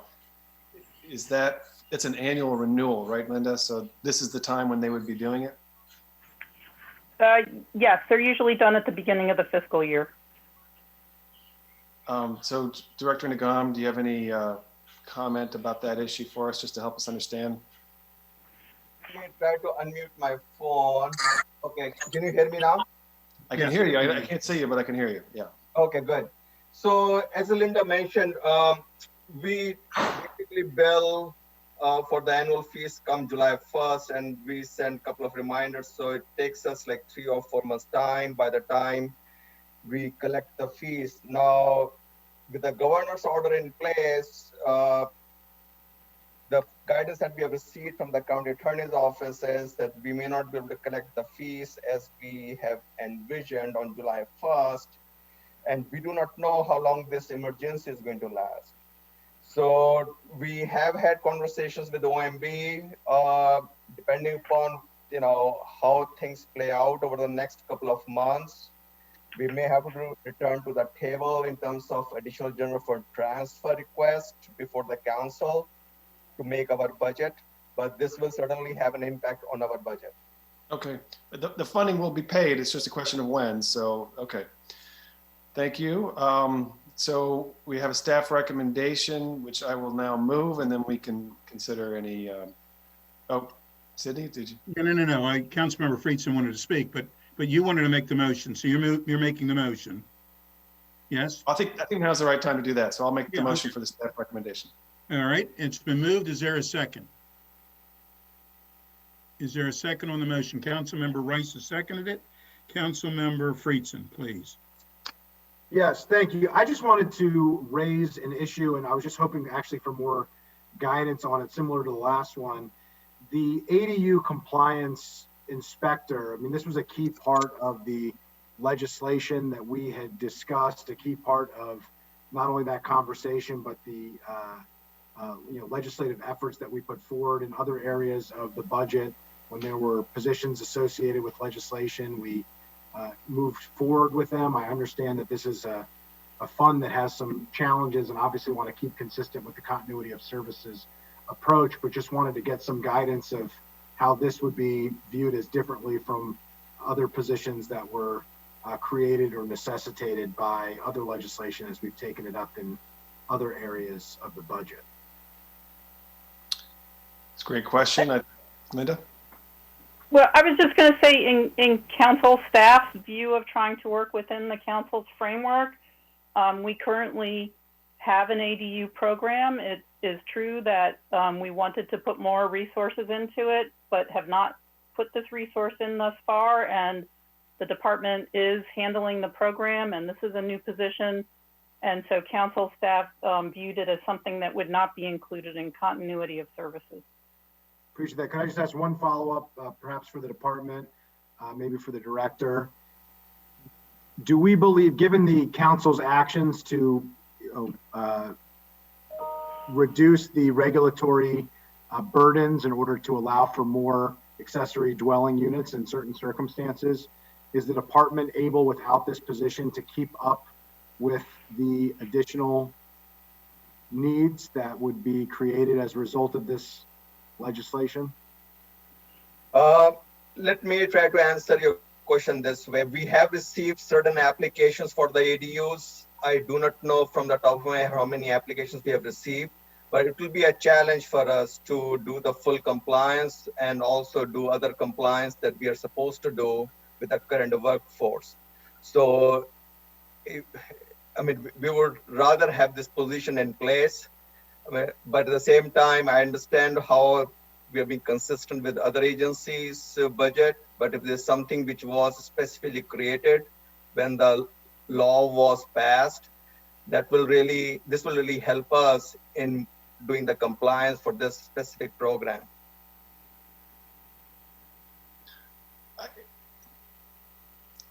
I'll yield back. I think it's an important issue for us to at least decide upon. And to me, it seems like it's a decision point. These are needs that were created by council action. It was a significant part of that discussion. And I do think it's important that we just decide on what's the most appropriate path forward to be consistent. And I would respect where we land as the will of the body.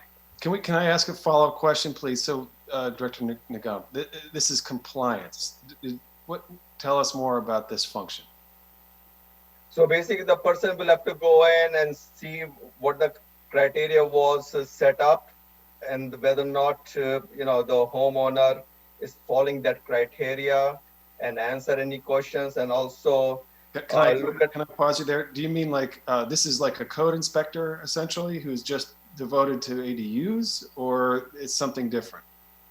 It's basically walking through the whole process and also the compliance. In some respect, it is a code inspector type position, but at the same time, the person is navigating the applicant here through this whole process. I see. So it's when someone wants to build one, then they have to have engagement with the department in order to understand the rules and everything that they're doing. And that navigation point, if I could just add in, and I should have mentioned this and I apologize, but the navigation piece to guide residents through the process was a key part of the committee discussion as we passed the legislation and the ultimate full council discussion. That's one of the main reasons why I raised it for this discussion today. Yeah, I think we ought to, I think it fulfills the legislation. I think it was required by the legislation. So it does seem like it's, if it was just another code inspecting position, I would say we could flex other work, other positions to cover that, but it's not sounding like that to me. So, Mr. President, I don't know who's on the list, but I texted you. So am I next? Yeah. Well, yes. Yes, you are. You are the next speaker. Thank you. Thank you. It looked like you might not have seen it. I did not. So as the other Fed committee member here, I think we should hold back. I mean, especially there's already an ADU program. There's already someone who under the previous ADU program, though we made some modifications, obviously, and wanted to add capacity. There are already people that exist that will be able to fulfill this role as far as, hey, you want to do an ADU, here's what you do. I think to be consistent, we shouldn't add a new position. I wanted to check with Director Nagam. I remember when we were going through things months ago, you were in the process of hiring additional inspectors, which I think are on board now for the entire program. Is that correct? There were still a couple of inspectors who were going to be hired. So I don't have a full update yet. Of course, now it's a hiring freeze at this point. So we were supposed to have prior to that. I thought so we were supposed to have 35 inspectors when we were fully staffed up. I don't think we are over there yet. Okay. Well, if there's not, I think we would need to know that because I remember you in committee, someone from your staff, if not you, saying, we're interviewing folks. This was well before the crisis. So even if we're not at the full complement, I think I would say we hold off because we don't have the information on how many people have applied for ADUs. We're not sure on this inspector question. And there's already people at DHCA who can give guidance to folks who want to do an ADU. I think it would be consistent to not add this new position, is what I would say. Thank you. Thank you. Councilmember Friedson. Yeah, as I said from the beginning, I'm more than happy to go with the will of the body here of what people are most comfortable with. I just thought the issue was really important for us to be consistent with the continuity of service related to legislation and positions accompanying that legislation, and that has been a discussion in other areas. If we don't move forward in this budget, which I could respect that being the decision that we make, I think it is very important that we do come back to this issue. I think that the department is going to have some fiscal conversations, as we heard earlier anyway, and I do think that having a detailed analysis, perhaps in committee, of the number of ADU applications, how these services are being handled if there isn't this new position, what the need is, and what the enforcement and regulatory regime is in addition to the navigation, because the navigation piece was the key piece that we were talking about specifically. And so I just want to make sure that if we don't move forward today in funding this, that we add this to the ongoing list, as Councilmember Albornoz noted earlier, is getting longer and longer by the moment, but we add it to it and get back to it very shortly into the new fiscal year. If I can just interject for a second, we have 31 inspectors to date. So we don't have 35 inspectors that we had envisioned earlier. Okay. Okay, so I think we will not amend the motion. We have the staff recommendation, which I have moved, and I believe it was seconded by Councilmember Rice. Councilman Rice, and he was okay with the, yes. All those in favor, please raise your hand. Opposed? That carries unanimously. Okay. Nope. Council President Katz, I just want to highlight the grant fund that's also in the packet, if I could. Okay. Okay. And I wanted to highlight just one other issue, which is because I know that the multifamily inspections have been, the proactive multifamily inspections are so critical to the council. I just do want to say that this is one of the areas that's impacted by the COVID public health crisis. DHCA is responding to all critical and emergency inspections, but when the council hopefully returns to working in committee and we come back to talk about the proactive inspection program, there are likely to be some impacts in that from COVID. And then I just did want to say that there is a grant fund portion of the DHCA budget. The amount that's in the packet for you is $9.7 million. Council staff is recommending this because it's fully funded with grant resources, but I did want to just highlight for you that this does not include the approximately $4.4 million in additional community development block grant and emergency solutions grant money that the county has been awarded. That information was just received today by the sent from the county executive to the council, and so we would be expecting to schedule that supplemental soon. Okay. And so there's nothing needed as a motion, you're saying? That's just an update? Yes, that's okay. Fine. Thank you very much. The next item that we have. Yeah, we're all done. Okay, good. Okay. The next item that we have is number 5, which is an update from FY21 through 26 Capital Improvements Program, also called the CIP, status report. And we're going to hear from Mr. Lubchenco and Dr. Orland.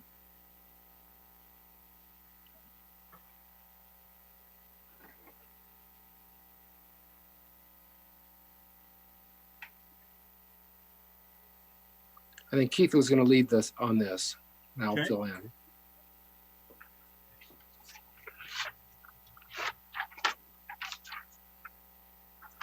Keith, you're muted.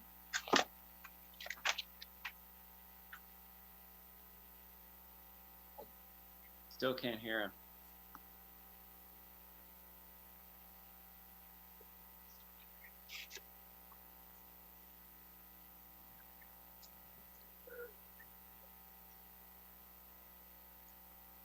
Well, maybe I should start until he gets on, so as not to take more time. That's all right. Can you hear? I can. Okay.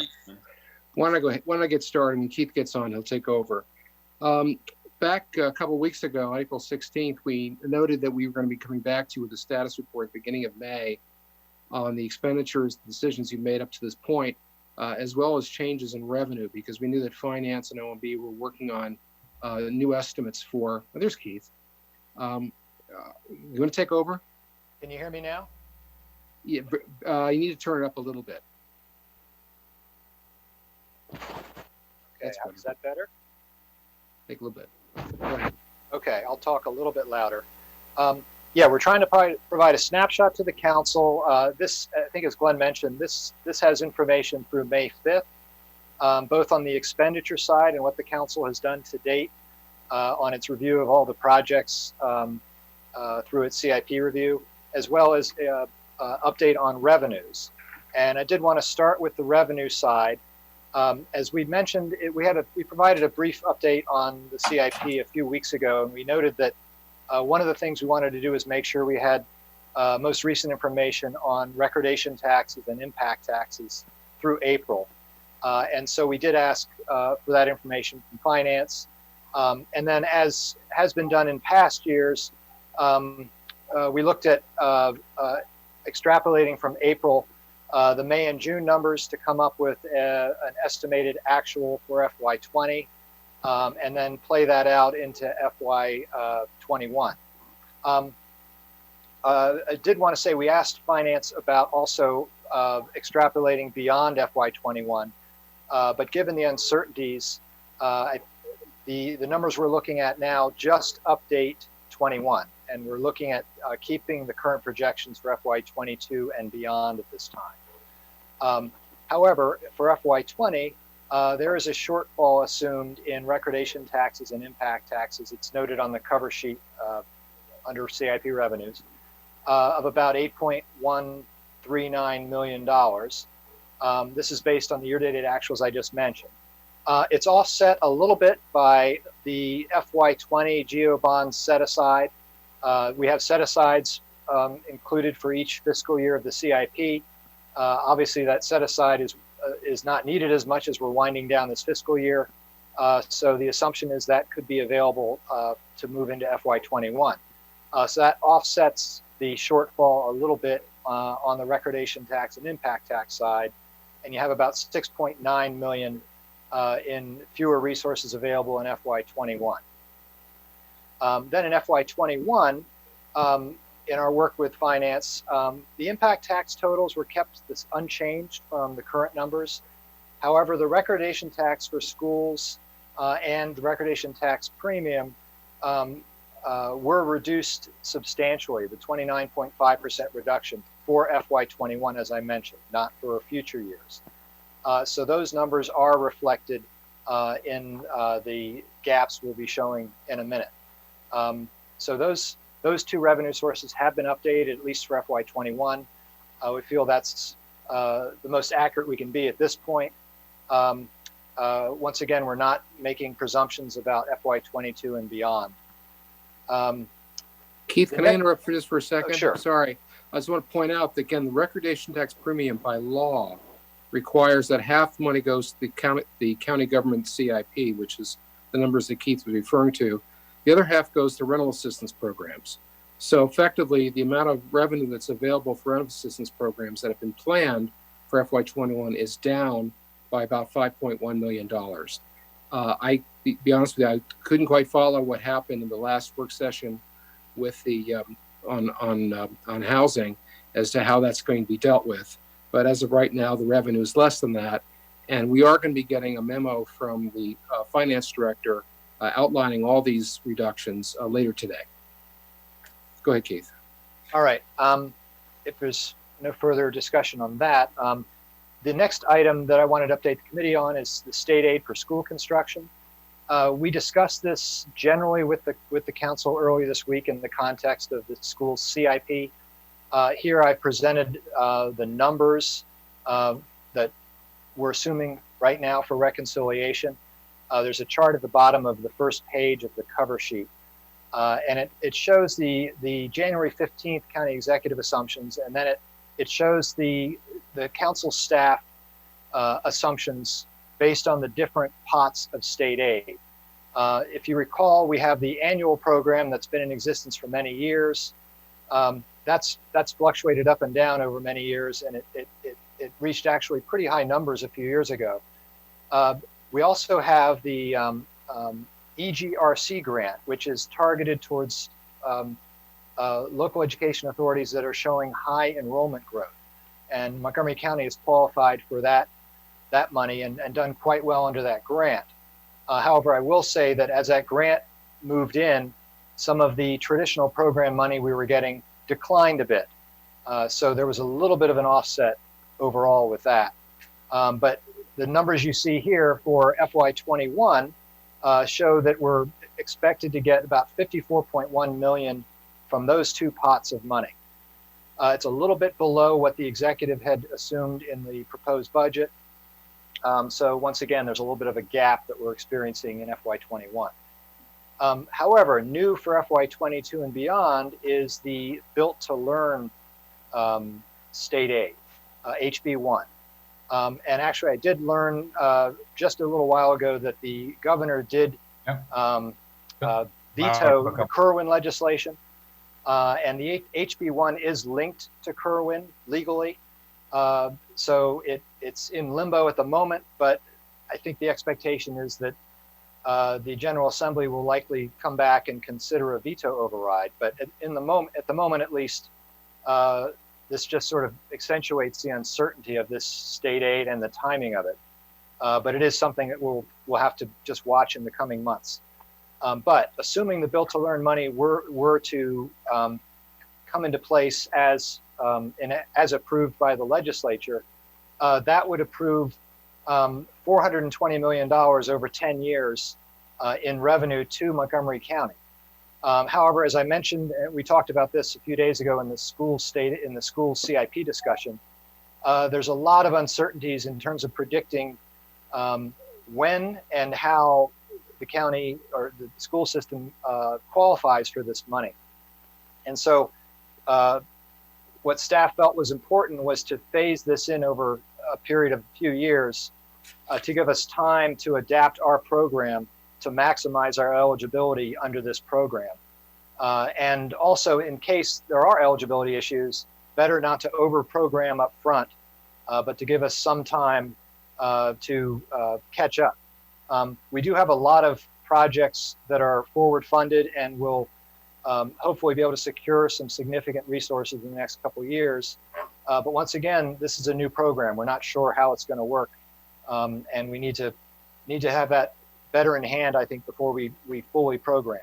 But what we do show is a scaling up of those dollars to about $40 million a year in the last 3 years.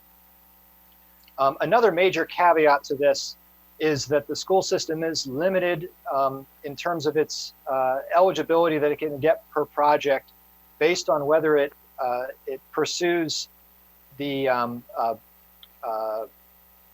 stated eligibility through its prevailing wage provisions. If it bids projects with prevailing wage and moves forward with the prevailing wage process for its projects, then it's not limited in the eligibility that it can claim in its projects with state aid.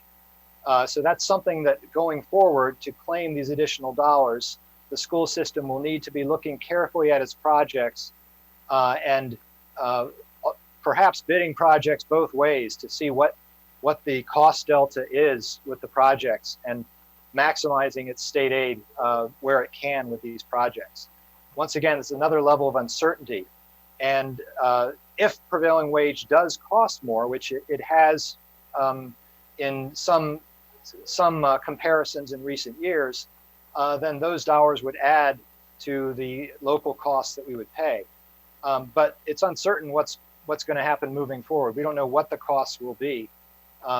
What we suggest here is assuming larger set-asides in the out years of the CIP to cushion that a bit if we do see higher increases.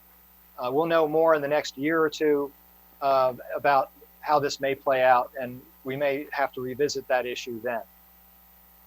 But given all these uncertainties, staff feels that we should program the additional state aid, but phase it in over time, and obviously revisit it. And in fact, depending on the potential override by the General Assembly, and then our own fiscal situation going forward, this is something we'll have to look at carefully, if not next year, certainly in the next full CIP. Are there any questions regarding the school construction state aid before I move on to expenditures? Councilmember Rice, did you have a? Well, just more of a comment in terms of, from a timing perspective, I'm not sure whether the General Assembly will do this quickly or not.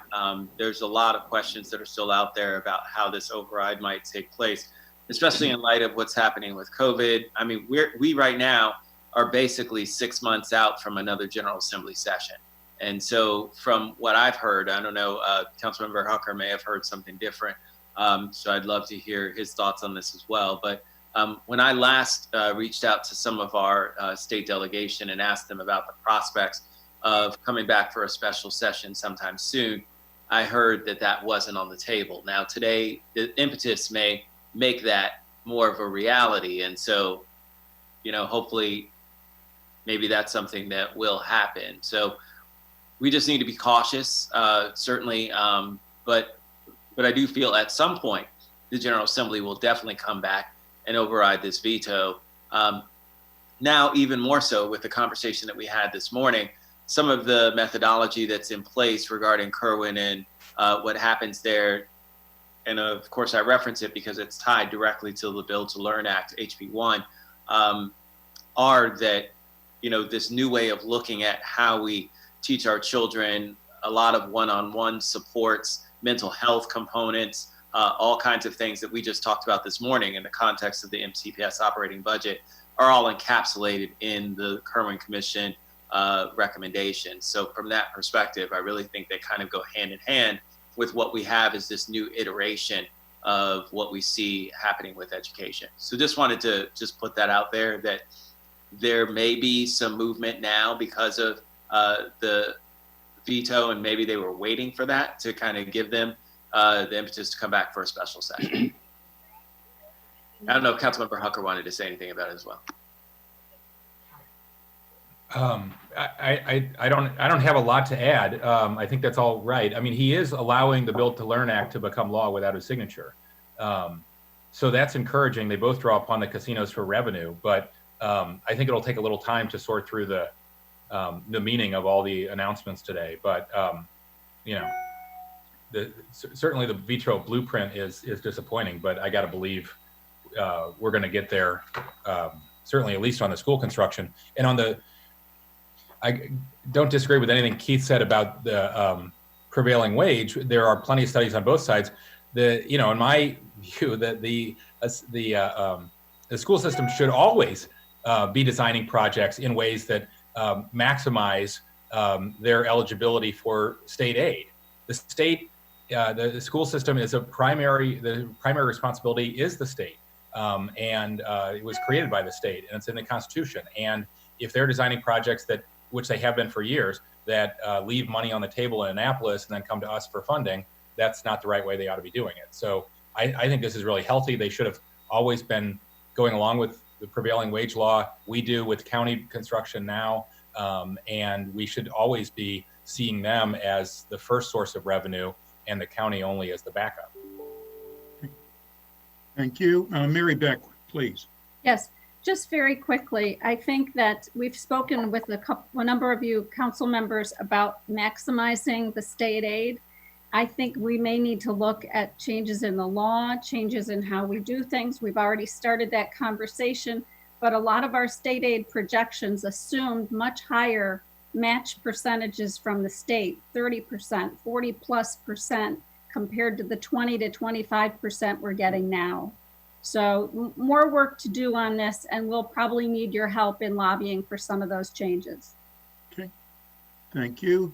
Mr. Levchenko, did you have anything else? And now we're going to go to Dr. Orland. No, go ahead, Keith. You want to finish up?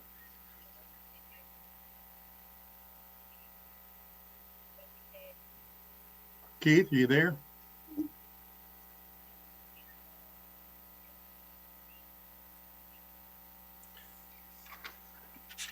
Keith, Okay, are you well, there? let me go ahead and wrap up again. Okay. If Keith comes back in, he'll come back in. Okay. The bottom line at the bottom of page 2 is a pretty dire situation. It shows that the 6-year gap is a little bit under $100 million. That's a very large number. It's not the largest we've ever seen it prior to reconciliation, but it's up there. What's really unique about this, and I haven't seen this in 28 years, is that the first 3 years are so overloaded. FY21 is $98 million oversubscribed. FY22 is $58 million oversubscribed. FY23 is $65 million oversubscribed. What that really means is that a lot of the projects that we have currently, the council has currently tentatively decided to fund will have to be delayed. Their schedules have to be delayed, 1-2 years, depends. We're going through possibilities right now, Keith and I. We're going to get back to you in the next couple of days with our recommendation as to how to bring these numbers back to the point where they meet spending affordability. But there's a lot of the decisions you've made to date will probably have to be undone to make this work. Okay. Oh, and I should add, in FY21, as I said, there's the gap of $98 million. One of the things we promised to give to you is a scenario which, in addition to that, would zero out PAYGO, but which would provide more money for the operating budget and as well as for COVID-19 response. But that's on top of the $98 million, or $97.5 million. So if all of the PAYGO were reduced, then we'd have to actually reduce bond funding in FY21 by a little under $130 million, which would even be more of a stretch. I don't know if there's, I guess in terms of the things that Keith and I are looking at in terms of ways to cut. First of all, the goal in reconciliation is to basically reduce a lot of projects, but not to eliminate anything. I mean, the council's made decisions so far that you want to, do a project. You will not see that project disappear in the reconciliation packet. What you more likely will see is if it's a level of effort project, it'll be less money, right. Or if it's a standalone project, it'll be a delay, but the project will still be there. Secondly, we're looking at this current revenue funded projects in the CIP, just the same way you looked at operating budget funds in the operating budget, which is under this continuity of services lens. In other words, if it's a new project, which is recommended for FY21 to be funded with current revenue, that's the same money as money in the operating budget. So we would be recommending to you that that project either be deleted or deferred. For systemic infrastructure level projects like HVAC, roof replacement, PLR resurfacing, we'll look at the previously approved amounts and consider something that perhaps will still increase them over what would been otherwise have been the case, but not as much.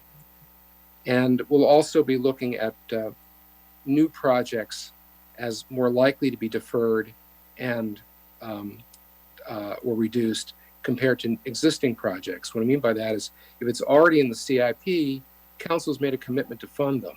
Now, we're probably going to have to find reductions in deferrals there as well, but our first place to look will be in the new projects, because until you approve a budget, a CIP on May 21st, those projects have no schedule, no official schedule. So I think that pretty much wraps up our status report. Keith, if you've gotten back on, if you want to jump in, if I missed something, please do. Keith, are you back? I did not see Keith. Councilmember Jawando. Thank you, Mr. President. I just wanted to go back to the school.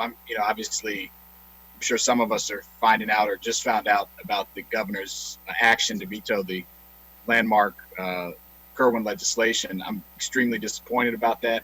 My understanding of the interaction with the Built to Learn, which we're going to need to, the reason I'm raising this now is that that it has an impact there because they're connected. So I'm not so sure. I want what Councilmember Hucker said to be true about the construction dollars still coming through. I don't know if that's the case. So I would just ask if we can find more out about that offline. But it's almost a hollow gesture without the other bill. And I know that the state legislature, I spoke to to our Senate delegation president, or Senate delegation leader, Craig Zucker, yesterday in anticipation of some of these things. And it's not off the table to him that they might come back this year. It won't be immediate, but I know the state legislature has never reconvened itself. But we aren't without the governor calling them back, but it is unprecedented. So I just wanted to say that to that issue on the construction dollars. And it's just, this could be significant if we don't have that state support. Thank you. Thank you. Mr. Levchenko, did you have anything else to add? Just that I was disconnected for about 5 minutes, so I don't know where we stand at the moment. Well, you missed, and I know that's going to be upsetting for you. You missed Dr. Orland's speech, but otherwise you did fine. Yeah. I'll catch up with them later on that. Yeah. But are we ready to go into the discussion of the CIP expenditures then? We did that already. Oh, you did? I went ahead and finished it up. Oh, okay. So where are we, Glenn? I think we're listening to any comments or questions from council members. Oh, okay. I guess, did you mention the heavily oversubscribed first 4 years of the CIP? Absolutely. He did. And that is something that they saw earlier this week in the school CIP as well. And that is because the school CIP is a significant driver of these numbers. So I think that's an area we're inevitably going to have to look at during reconciliation. Well, and part of the gap is also in FY21 is because of the write down of the recordation tax revenue. We've basically lost about $25 million in what we thought we'd been able to spend, but $20 million on the school recordation tax, about $5 million on the recordation tax premium. So that's part of the issue as well. Okay. Anything else, either one of you gentlemen? So we don't need anything other than hearing the update. Is that correct? This is not a motion? Correct. Just an update. Yeah. Thank you very much. The next item that we're going to is item 7, which is debt service, and that is Councilmember Navarro, please. Well, this is a very appropriate item to discuss right after the CIP briefing. So just, in general terms, we all know that our debt service is quite large. I think that there was that talking point that if it were a department or agency was the third largest expenditure, I think is what we always say. And there's no doubt that during our spending affordability guidelines, we have begun to address this issue. It's a very, gigantic endeavor. But as we heard with the briefing in the CIP, we have some big challenges. And as it was stated, this is a really unfortunate development with the news from the state because we have quite a bit of backlog and we have a lot of projects that just by virtue of how they were scheduled, it means that those first years of the CIP are so overly subscribed. So in essence, this is, debt service is something that we have to obviously pay, but it also, it has an impact on our operating budget dollars. That availability gets crowded out by this debt service. So let me turn it over to Mr. Smith, who's prepared a packet, but just wanted to make those introductory comments. Mr. Smith. Thank you, Ms. Navarro. I'll be brief. The council's staff recommendation for the debt service portion of the fiscal 21 budget is the same as the executive's recommendation. There's for continuity of services budget. The packet also notes that the debt service budget contains a lot more than just general obligation bond debt service. So council members and the public should note all of the items that are included in this budget, and staff will briefly read them. There's $383.4 million for GO debt or general obligation debt. There's about $4.7 million for long-term lease debt. There's about $20.7 million for short-term lease debt. And then there's $28.2 million for other long-term debt. The other important note that council staff put in the packet is that unlike previous years, the executive assumed $15 million in savings for the GO debt portion of the expenditures. And this was because finance believed they were going to be able to do a refunding issuance in April. Unfortunately, that did not happen because of the health crisis. And so finance is waiting to figure out the best time with the markets and the health crisis to do that refunding. And the $15 million was about 70% of what they were expecting to get in terms of savings. And so that savings figure may change. And that is the primary reason why the debt service budget was decreased from fiscal 20 to 21 was this $15 million in savings. I'm also joined by Mike Covio and Ms. Carter from Finance if you have questions specifically about the debt service budget or the $15 million in savings plan. Thank you. Yep.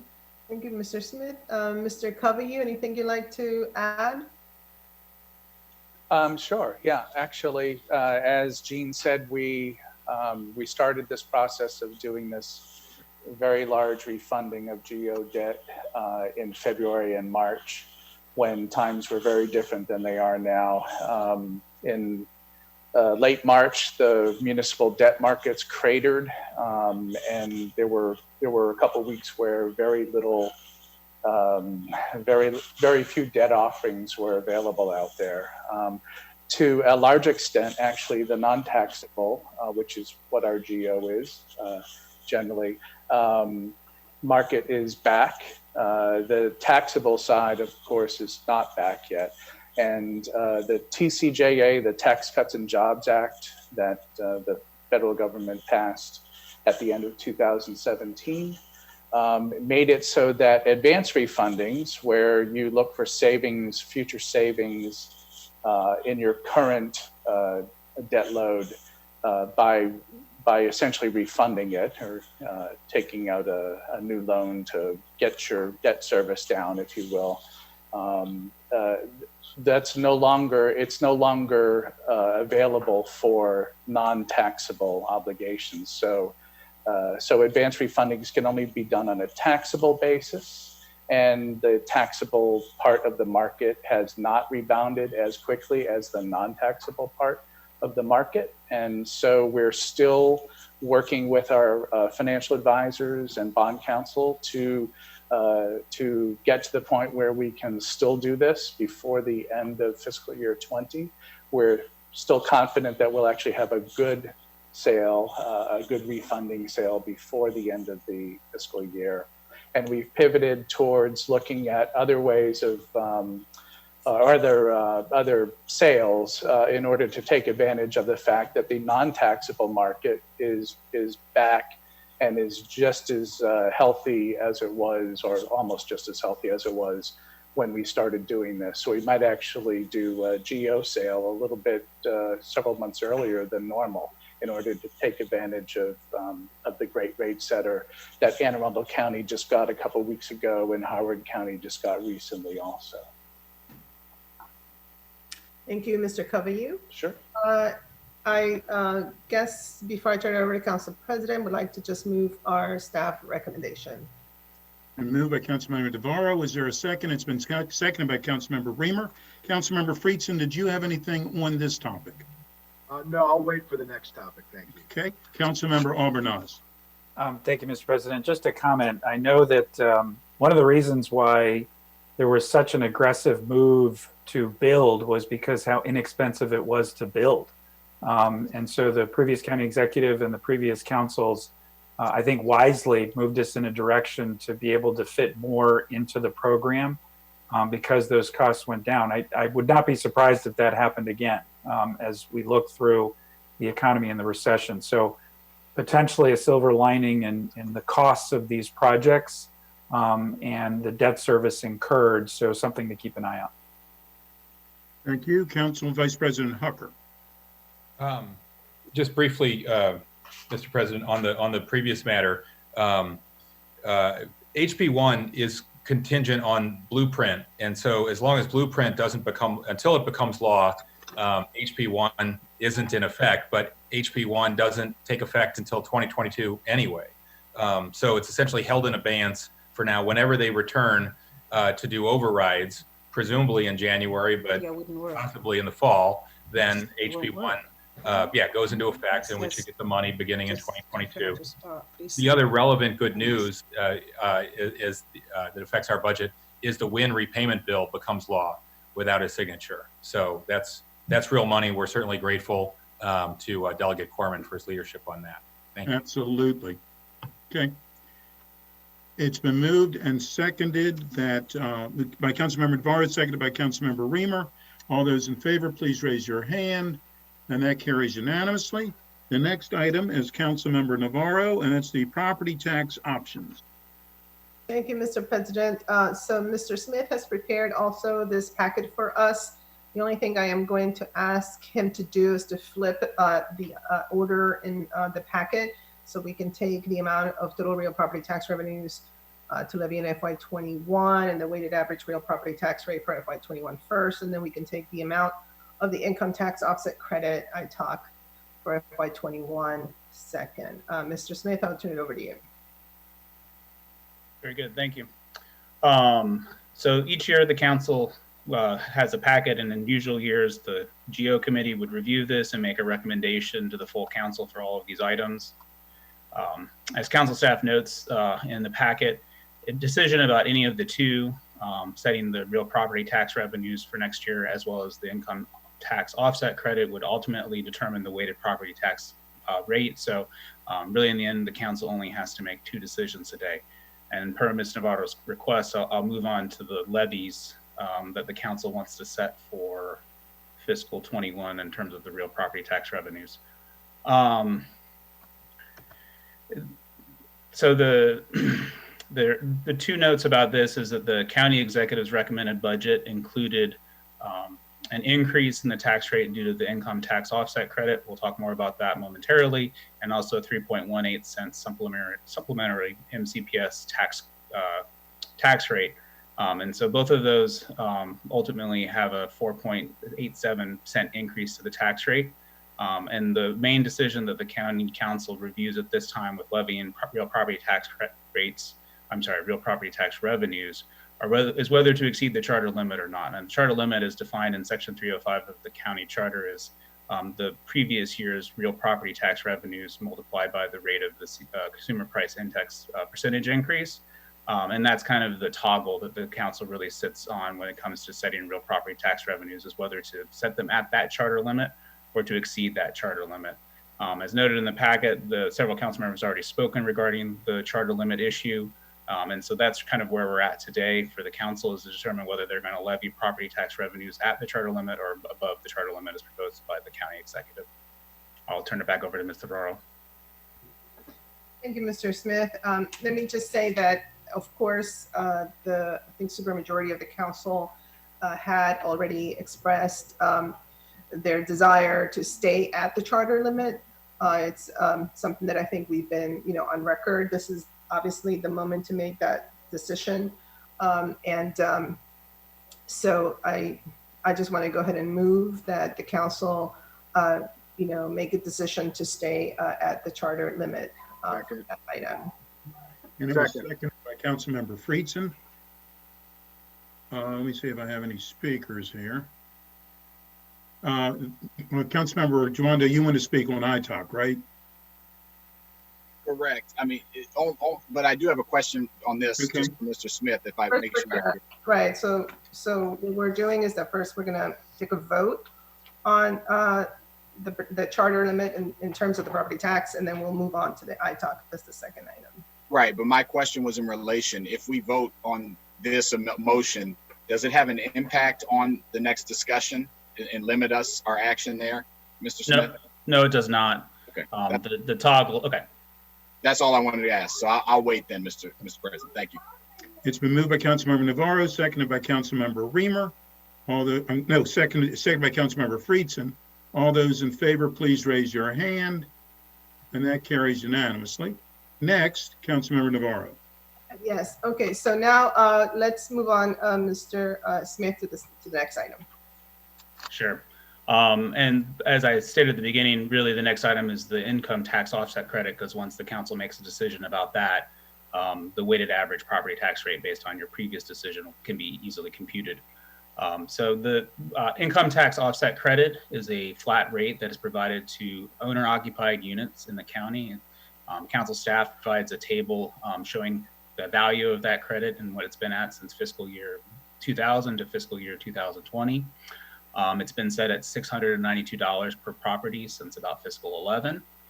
The calculation for that value is based on the number of owner-occupied units in the county and the amount of revenues that the income tax revenues that the council levies above the 2.6%. And since the income tax is at 3.2%, that's a sizable amount, and that's kind of where you get the calculation.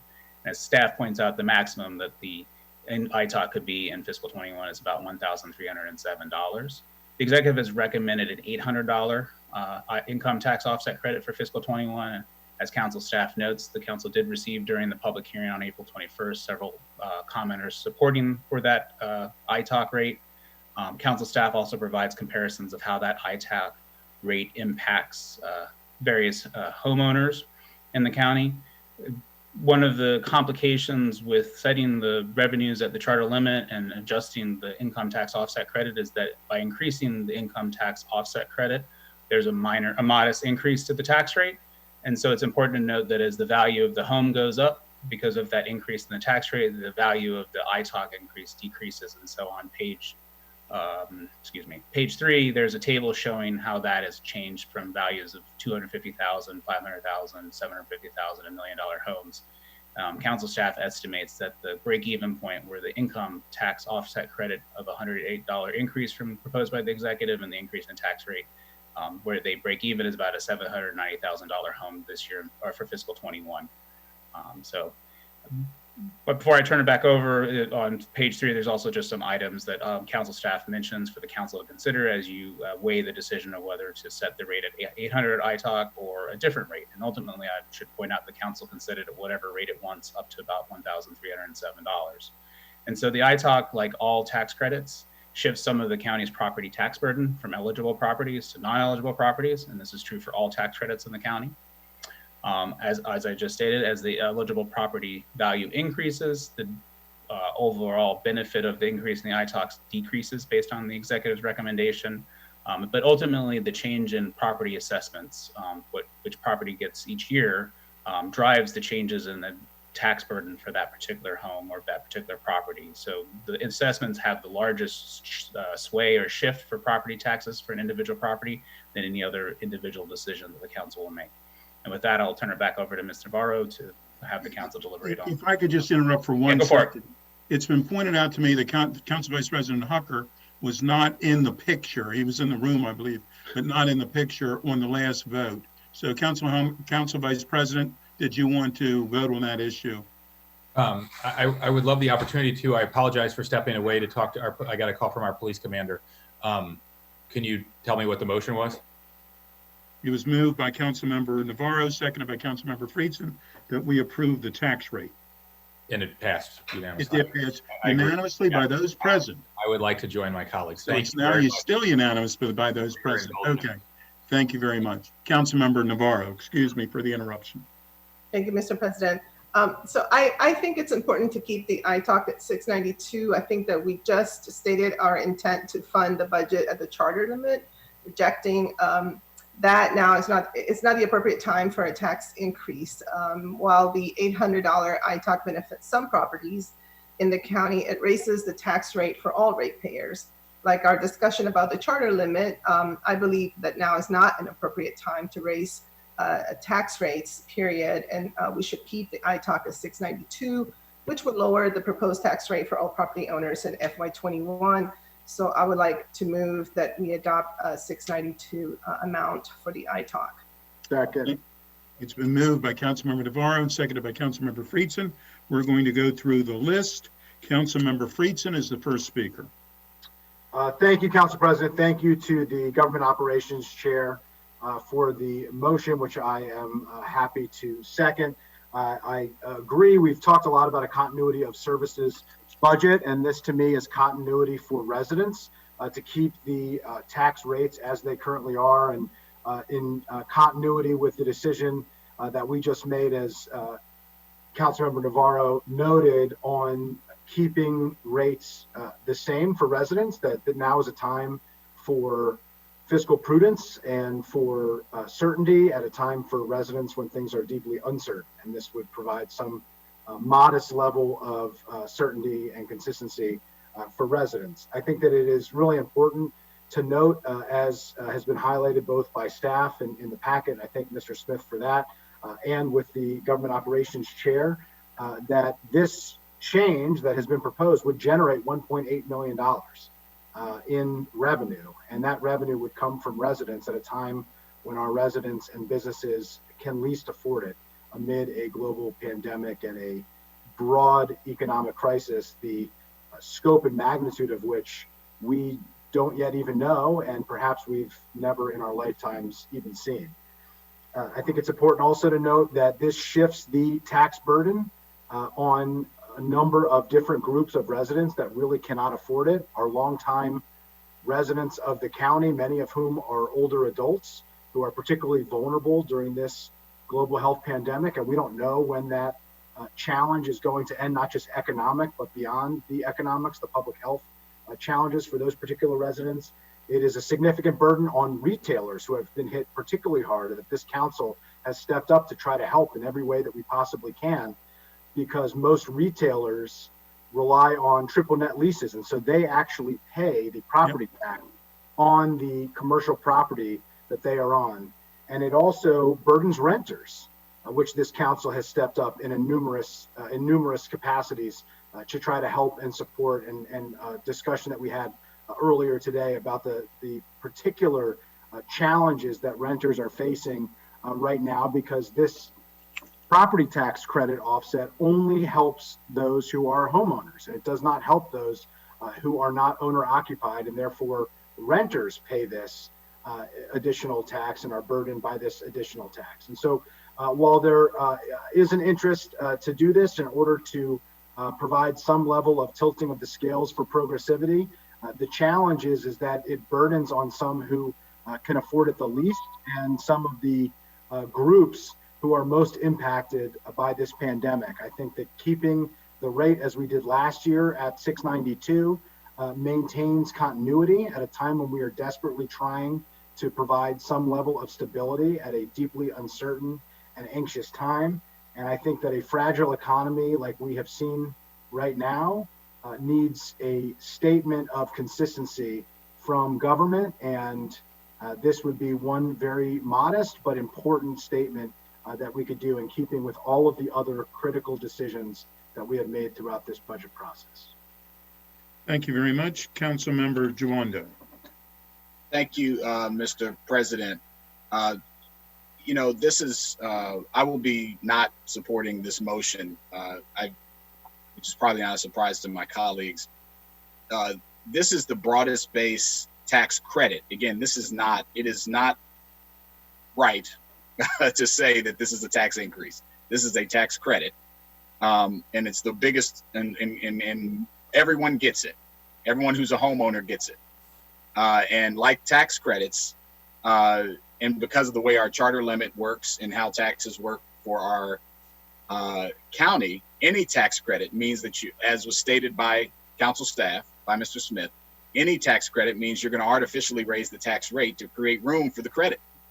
And contrary to what was just said by my colleague, who I respect deeply, at a time where many people, and if you look at the list on page 3, many homeowners who have homes that are cost where the break-even point less than $800,000, which are many, the vast majority of homeowners, average home being around $400,000+ in Montgomery County, would see their property tax go down, and in some cases, you know, close to $75 for the lower income homeowners.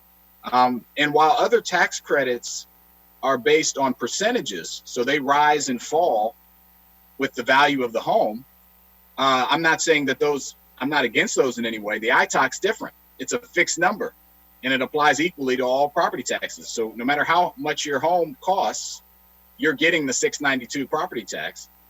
But the reality is if the rate goes up and the relief in form of credits credits, percentages like the senior tax credit or retired military tax credit, that goes up. You get that value back. This number has been $6.90. It was actually $6.90 in 2009 and went up $2 in 2010 to $6.92. And for 10 years has been at $6.92 and has not kept its value.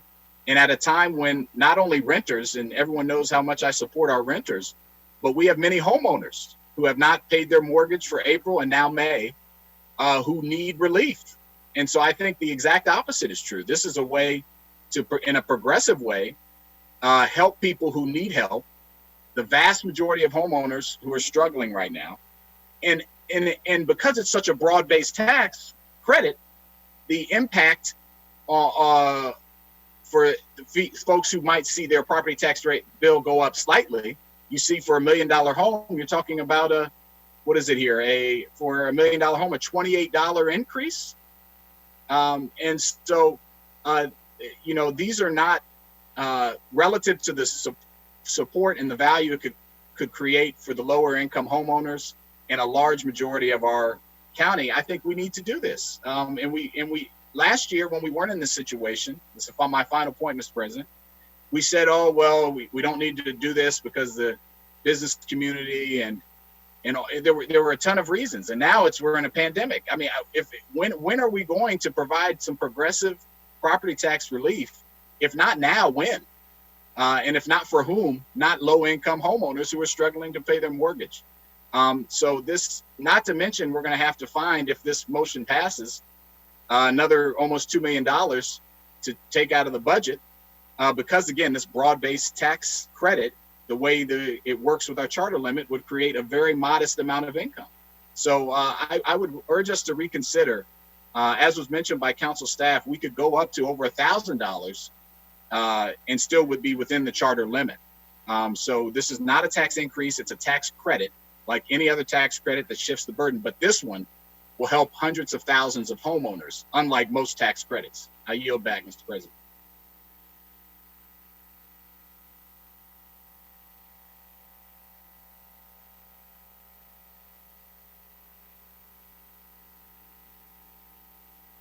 I think you're on mute. Thank you very much, Councilmember Reamer. I should not put myself on mute. Thank you.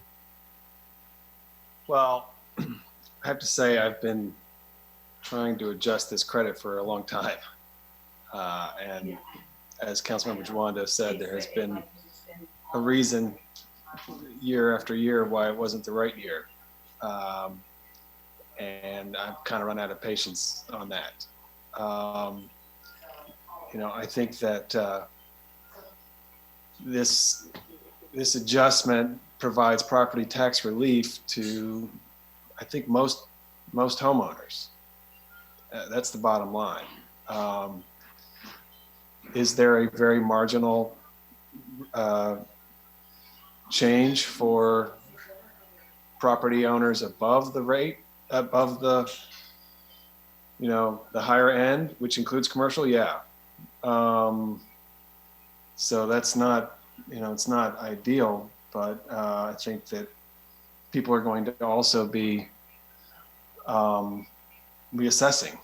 You know, they're going to have to be reassessing properties as well.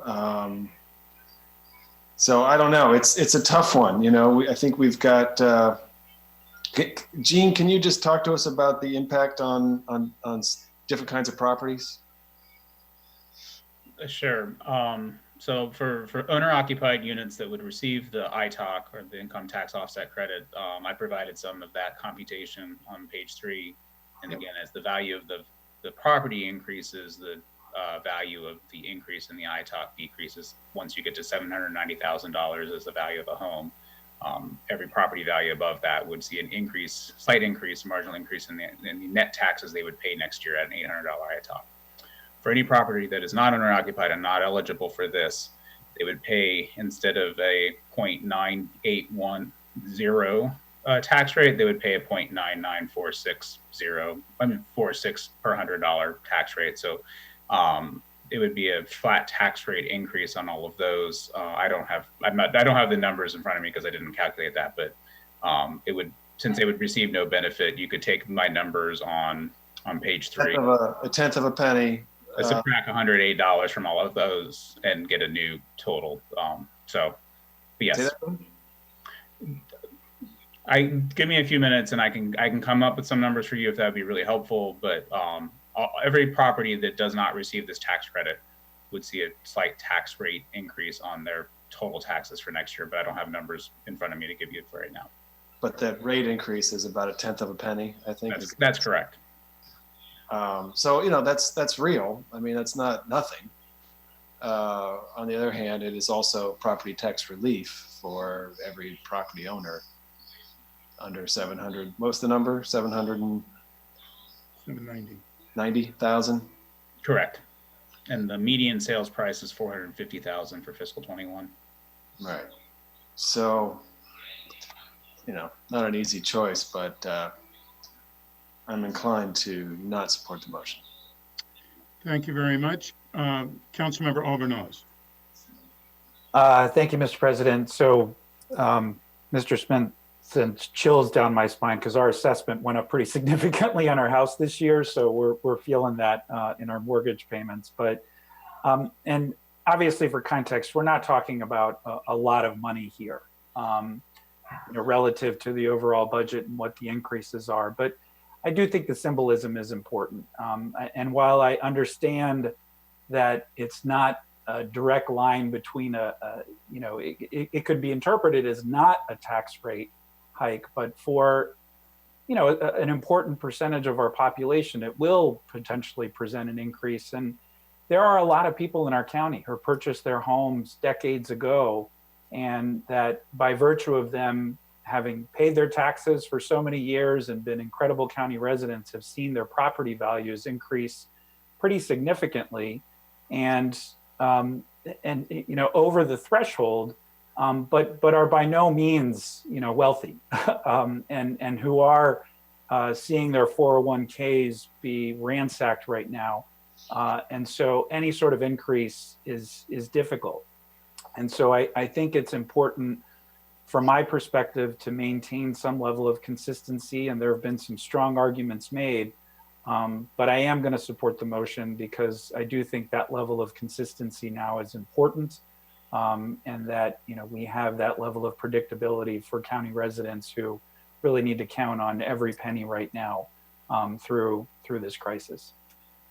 Thank you. I too am going to be supporting this motion. I believe on page 2 of the packet, it said that it's under the title "Additional Property Tax Revenue." If greater than 692, and it amounts to $1,800,000. And I understand what has been said. I understand that in some cases it's nominal and it's up and down, but if you have additional tax revenue because of this type of accounting, then it's a tax increase. So I understand it's called a credit, and I understand it's confusing, but if you get more money because of it, it's a tax increase. Councilmember Friedson. Yeah, that was the important point that I was going to raise. Respectful and respectable people can disagree on the policy issue, but it does generate revenue, and things that generate revenues from residents are taxes, and it does increase the revenue from a tax, and that is a tax increase. I appreciate all the commentary here and look forward to voting on this and providing some consistency and certainty for our residents. Thank you. Councilmember Tawanda. Thank you, Mr. President. You know, I thought we might have had some life here, but, you know, looks like we're going to be just short. You know, I would ask my colleagues to consider, you know, just whether it changes your vote here, is just that this credit has not kept up. And again, 10 plus years at this level, when costs continue to rise. And I don't know if Mr. Smith is on, but if you are, the breaking point, and you said the median, do you have the number of households that are below the breaking point? I do not. There's 244,000 households that receive this credit, but I do not have it broken down by value. But the vast, you know, I think we've looked at this before in previous years, and it's a large number who would receive a benefit from increasing the credit.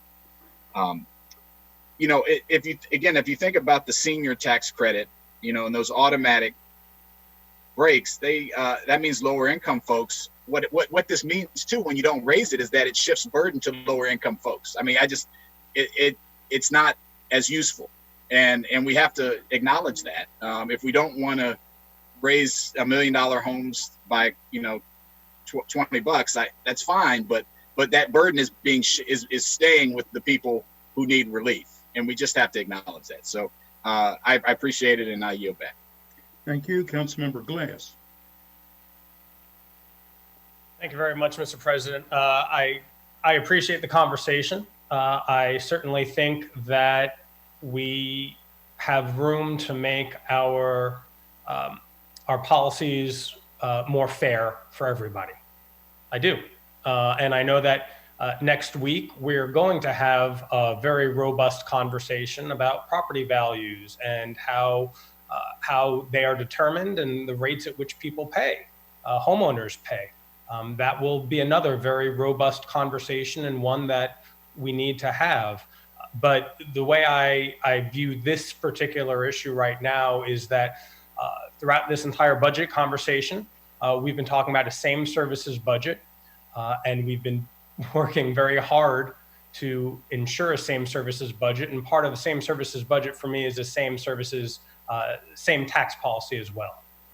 And so we can come back to this, and we should have a very robust conversation about how there are different rates, people pay different amounts, and not all of it is fair.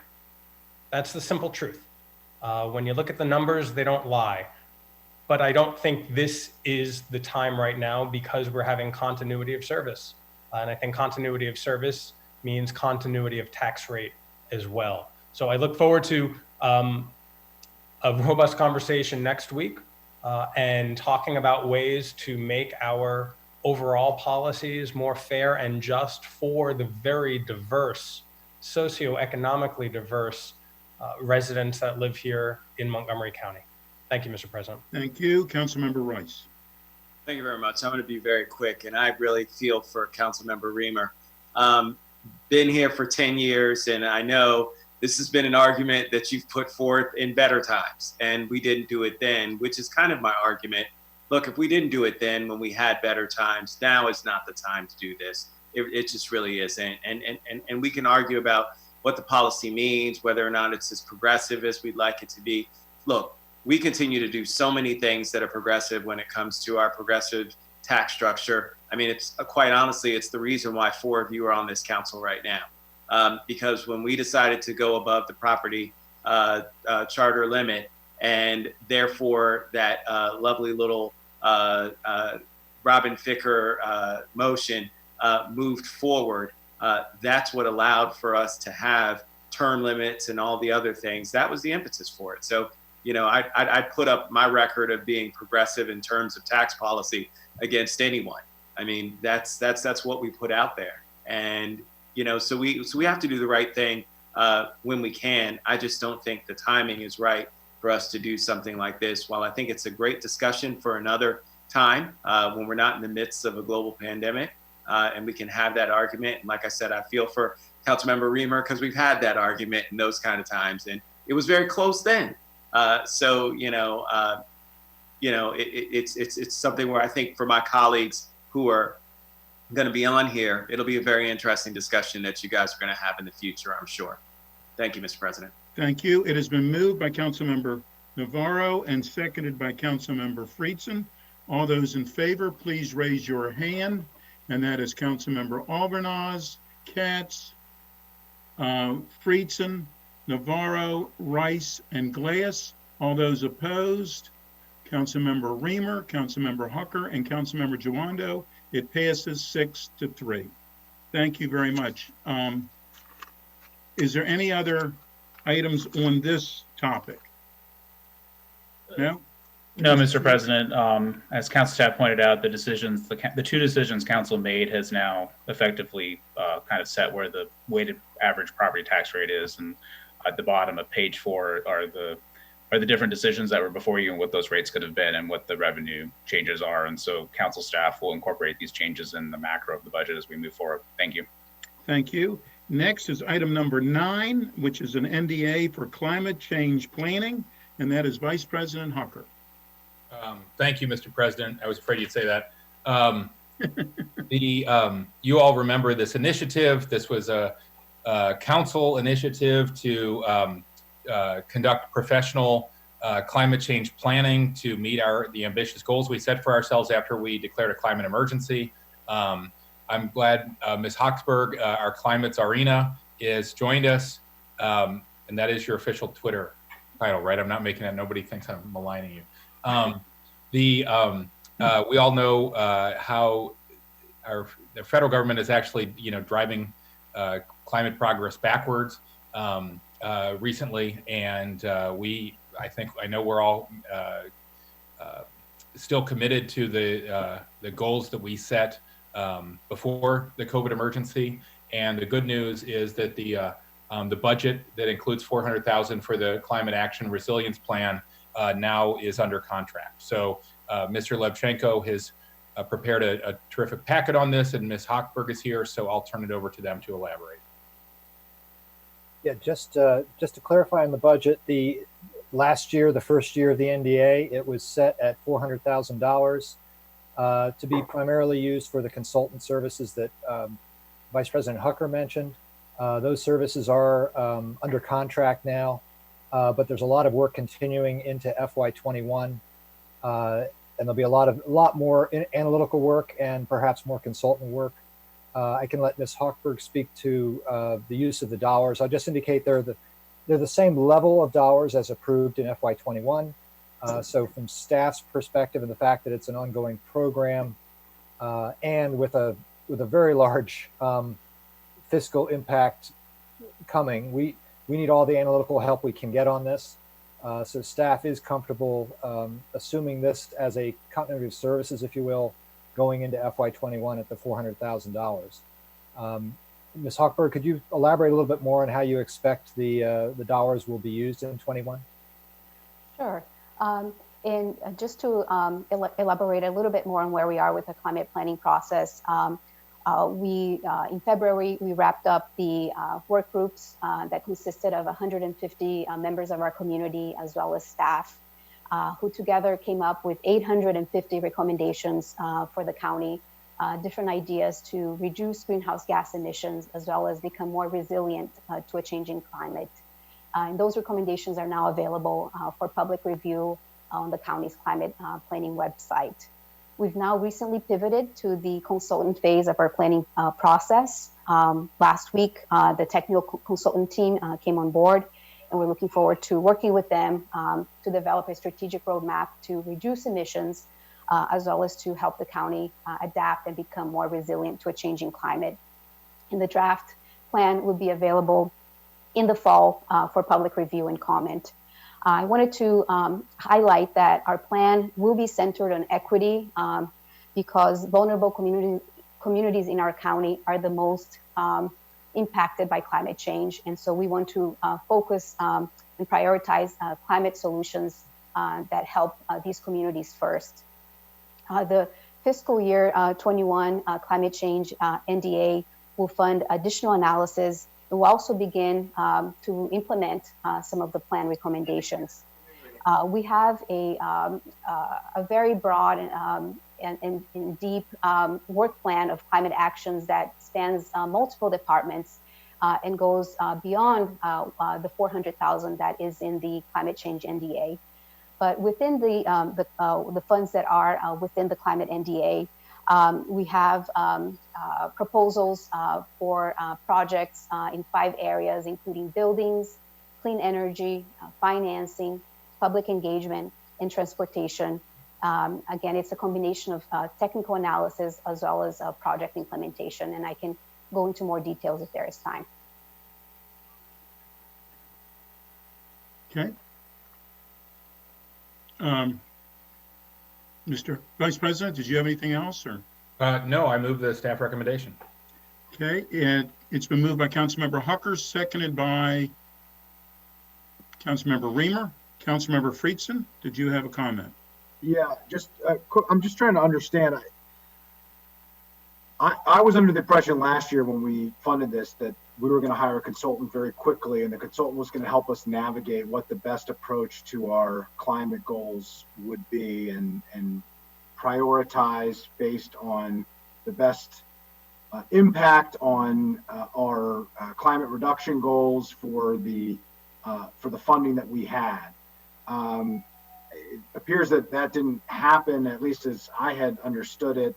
Now it seems like the consultant is on the more of the back end of that process on the implementation and technical analysis side, and that the programs and initiatives were led by work groups. Could you just explain that change? Because it seems a little bit different from what was presented to us and what I think the council actually initiated last year. So Ms. Hochberg, if you could describe that change. Sure. So the county executive recognized that we have a great deal of expertise in our community, people who have knowledge of energy and climate issues, and he wanted to tap into that expertise to help scan the country and the world for best practices about climate solutions. And that's how we decided to have phase one of our climate planning process be composed of these 5 climate planning work groups. And so we think that we're in a good position now with these 850 recommendations that will help the consultant gain a lot of ground quickly because these recommendations are very context specific for Montgomery County and have laid a lot of the work already for us. So I'll be confident that we'll have a very strong plan to present to the council and the public in the fall. Okay, and so I'm just trying to understand this as well. I mean, we all believe in the urgent need to address our climate goals. Certainly the county executive has talked a lot about it. The $400,000 that was invested here, that contract was signed recently, correct? Yes, it was signed last week. We went through a solicitation process. There were many strong proposals that were reviewed by the evaluation panel, and it was finalized last week. Okay, so it was signed last week in May of this fiscal year.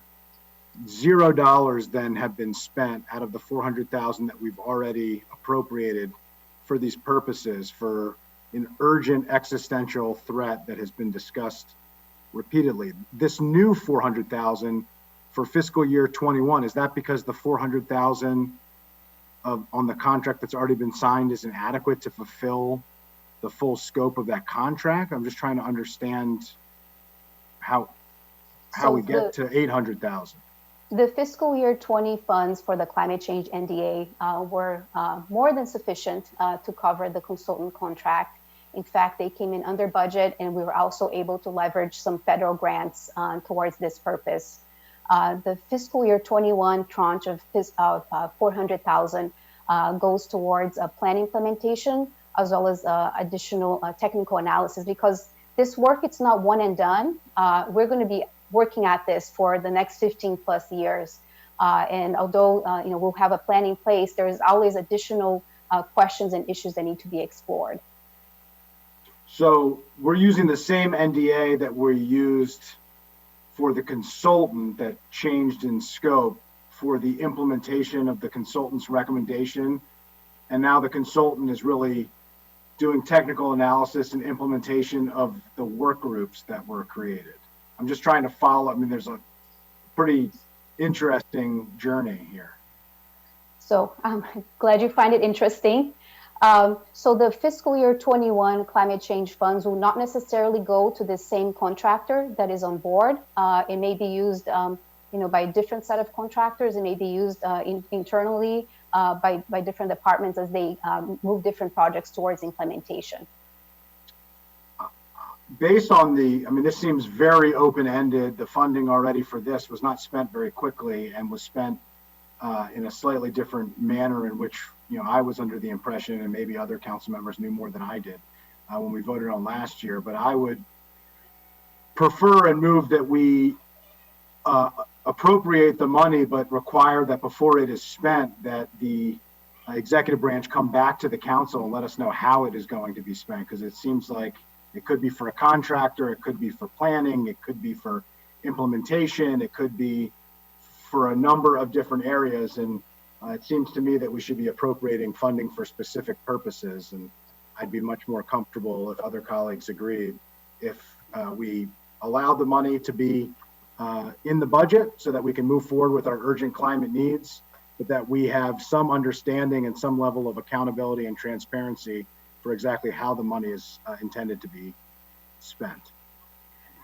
I understand, and we do have a proposal for how to spend the 400,000. So I can walk that over with you right now if that's helpful.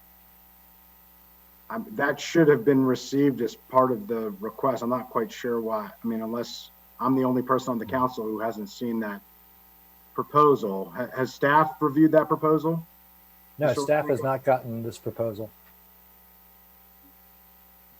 Yeah, then I mean, it's hard to appropriate funding for a plan that has been decided without the privilege as the duly elected council to have had the opportunity to review it. I mean, I just think that this creates a lot of concerns about process, appropriateness, the council's role as the appropriator of funds. I'm almost more uncomfortable with the fact that you have a plan that was not shared with us before we were expected to appropriate the funds in order to implement that plan. At the very least, I think that we should not allow the funding to be spent until we've approved the manner in which it's going to be spent. But if we wanted to hold off until we've had time to review the plan in this budget cycle, I'd be comfortable with that as well. Is that a friendly amendment or is that a separate amendment? Does Councilmember Reamer, do you accept the amendment? You're on mute. Yeah. I do. I guess I was sort of under the impression that a NDA would require something like that anyway. But yeah, I would like to see the plan and go through it before funds are actually released. Vice President Hucker, do you agree with that as well? Second? I mean, I don't mind. I don't want to speak for the administration. I doubt they mind either.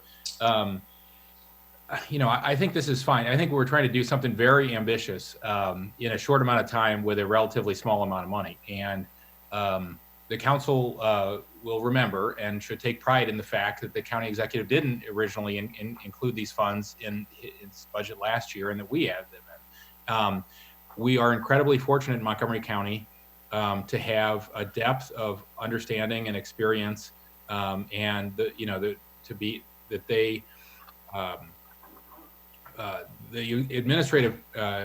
administration was able to pull together hundreds of people with lots of PhDs and other degrees after their names to make 850 recommendations on a volunteer basis, some of which aren't going to happen and many of which are going to happen.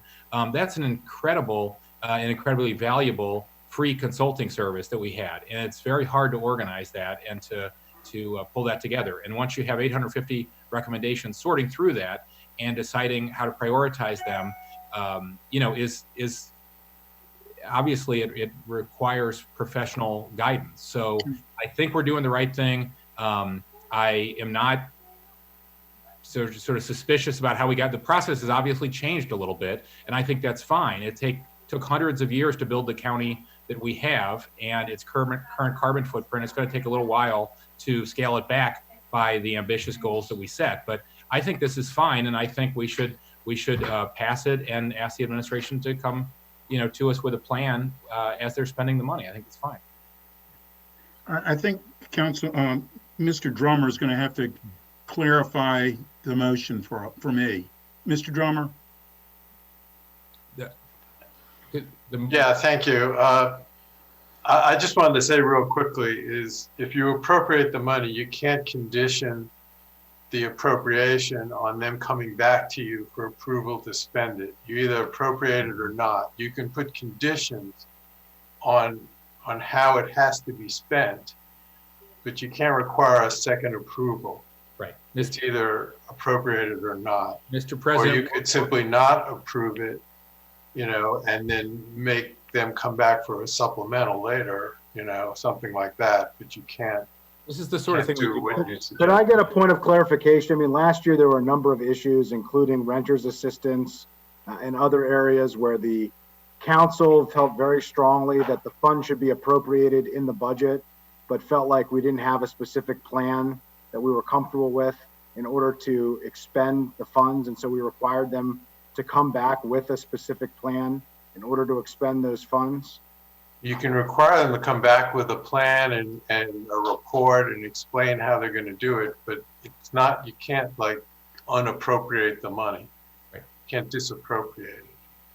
Yeah, we can include, for instance, language in the miscellaneous provisions that specifies work that the council is requiring the executive to do. But as Mr. Drummer said, the appropriation is out. So that's a yes/no issue, whether they have an appropriation or not. Right.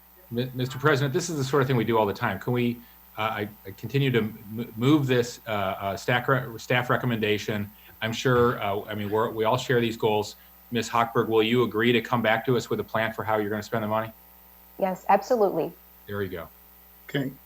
And Mr. Reamer, you were the second on that, so you're okay with that?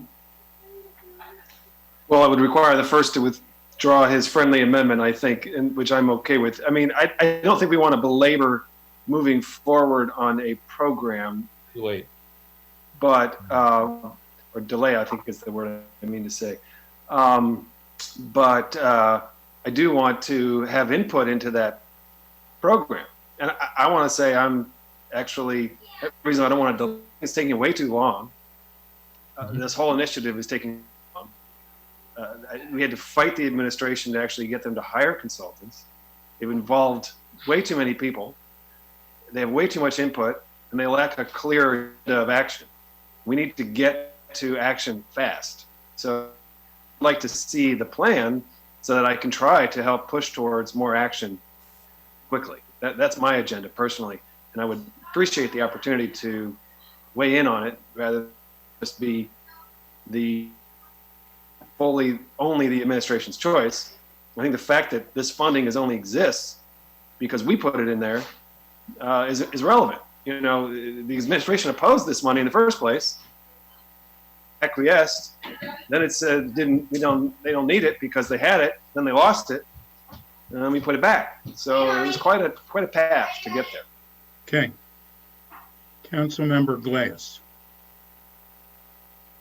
Okay, I'm trying to follow the bouncing ball here, but I remember last year when we had this conversation, when we approved the appropriation, we explicitly asked that you come back to us, that the executives team come back to us with essentially the RFP so that we agreed to the parameters of what the money was going to be used for. I see you're nodding your head, Ms. Hochberg, right? Yes, and I did share the RFP with the council members. We requested, whichever term you want, that buy-in. And so here we are 1 year later, and yes, things are not moving as quick as we'd like.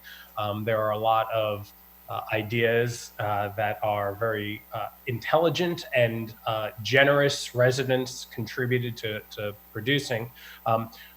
My philosophical question is, what is this $400,000 going to be used for? Is it more conversation, more studies, or for the implementation of those nearly 800 or so ideas?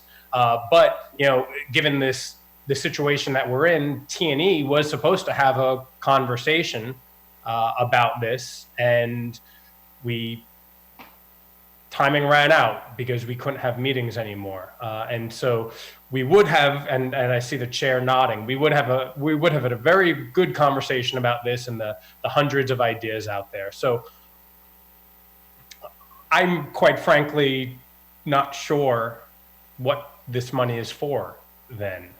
And I'm not sure if anyone has asked you point blank what the money is for. Sure, happy to give you a highlight of our proposal, and happy to take any feedback that you may have either now or later. I can come back as well. So the projects that we have brainstormed are informed by the work group recommendations, and they cover 5 areas, including buildings, clean energy, financing, public engagement, and transportation. So to give you an example related to buildings, DEP has began to convene an expert work group to develop a building energy performance standard for the county.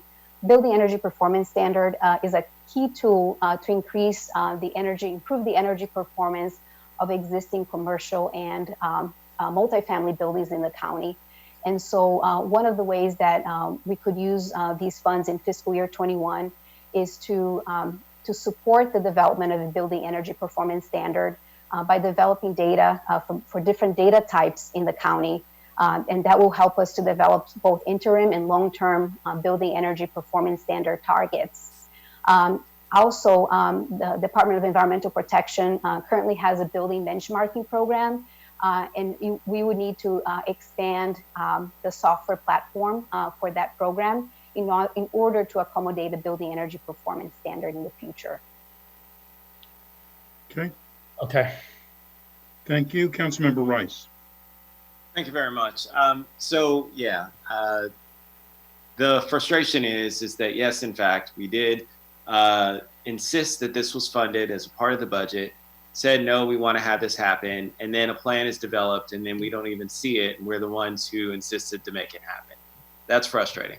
The fact of the matter is that it still needs to happen because we believe that it should happen. So while yes, we ask that please send it over, I would just hope, and again, so this is for administration, please share with us something, especially when it's the impetus of the council that are the ones who basically pulled it from death and said, hey, we want to make this happen. That would just be a little bit of the olive branch in terms of saying we appreciate the fact that you care about the things that we're doing and support it even when the county executive doesn't.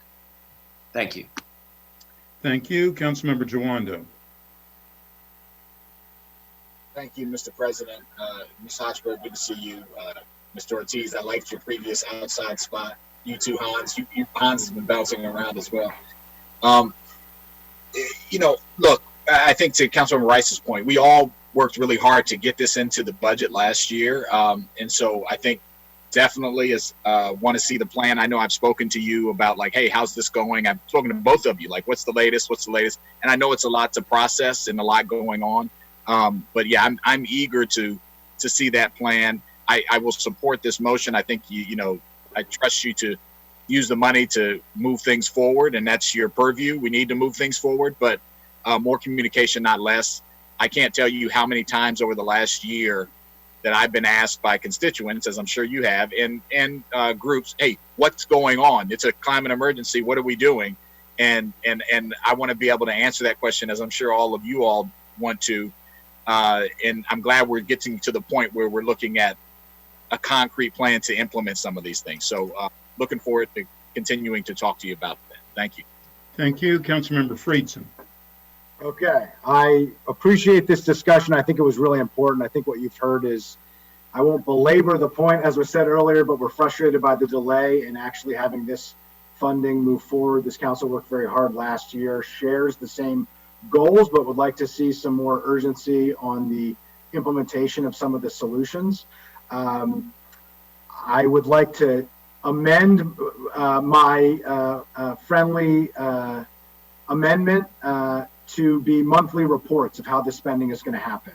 I think it will add a layer of transparency and accountability to the process. Hopefully it will add a little bit of timeliness and urgency, allow the public who, as Councilmember Jawando just noted, asks us on a daily basis what is happening on these issues, what is happening with this consultant, and it would satisfy me at least to believe that the council is not being left out of the process, as not a lot is being done, and avoid that risk. So that would be my amended friendly amendment if it was amenable, and happy to move this forward, hopefully working together with the executive branch in a transparent and accountable way to address this urgent need to reduce our climate, to reach our climate goals and reduce our carbon footprint. Mr. Drummer, is that satisfactory? Yeah, that's fine. I accept that as a Vice President Hucker, are you amenable to the friendly amendment? I don't want to speak for Ms. Hochberg. Is that something the administration can do? Yes, we can. Great. Okay. Councilmember Reamer, are you okay with, because you were the first, you got 2 thumbs up. All right. Based on that, we're going to quickly We have a motion by Councilmember Vice President Hucker and Councilmember Reamer. All those in favor, please raise your hand. And that is unanimous. Thank you very much. Thank you, Ms. Hochberg. The next item that we have is also Vice President Hucker, and that's the Department of Environmental Protection, DEP General Fund and Water Quality. Yes, sir. I thought this is the operating budget for DEP. Am I wrong? Is this 10? This is 10, Department of Environmental Protection, General Fund. As you all know, this fund covers important initiatives to protect the environment, such as education on the pesticide bill and outreach to owners of well and septic systems, both of which are good ideas, but both of which need enhancements, as Keith will describe in greater detail. In FY20, this budget supported some pesticide outreach and tree planting and IT equipment for the Wheaton building. Thank you, Keith, for your great packet. I'll turn it over to you to elaborate on this recommendation. Sure. Having trouble with the video, so I'll just keep talking here. We divided the DEP budget review packets by fund. So you're looking at the general fund as part of agenda item 10. This is the smallest part of the overall DEP budget. The executive recommendation is only about $3.5 million. It does reflect a significant increase from the approved, but there's really two main items in that. One is additional tree planting, and that's noted actually in page 2 of the cover sheet. But the tree planting is covered by dedicated funding from the Tree Canopy Fund. As I noted in the packet, Bill 3512 set forth that revenue stream and the requirements for how those dollars are to be used, including tree planting. So staff felt that was not, because it's mandated to be spent that way and the additional revenue is shown in the budget, we have to include that as a continuity of services. Or if we take it out, we have to take out the revenue too. We can't count it in one place and not count it in the other, unless the council wants to change the law. So our instructions were, if it's mandated funding, then we reflect that within the FY21 recommendation. The other big item that Vice President Hucker alluded to was the pesticide outreach and education campaign, which DEP is, or which is included in the 21 recommended budget. Because of the conclusion of the court case last year with regard to the council's pesticide bill, Bill 5214, which was a pretty comprehensive bill affecting residential lawn care in big ways. And DEP has been doing a lot of work in FY20, borrowing money from other pots it has to try to get the word out to the public and lawn care companies, and also begin enforcement. So there's a lot of work to transition from the old way of doing things to the new way under this law. So I think the outreach and education campaign makes perfect sense, but it is an enhancement. It's not mandated. So from the continuity of services standpoint, it is not reflected in that recommendation, except for one small piece of it, about $4,000, which is needed for signage that goes in retail establishments that is mandated by the law. So that piece of it, staff did include in the continuity of services. But those two pieces, the pesticide outreach and education campaign and the tree planting, make up the vast majority of the increase you're seeing. And then, of course, the FY21 compensation increases that we pull out as well. The only two other items in there are also noted in the packet. Some additional outreach to owners for well and septic systems. This is something that the council supported as part of its update to the 10-year water and sewer plan a couple of years ago, with the intention of trying to reach out to well and septic owners who really don't have much contact with the county after they get their systems permitted. So we don't really know what's going on until there's a problem. And the feeling was a better targeted information and education campaign, providing best practices for these owners and the types of systems they have, is a good idea.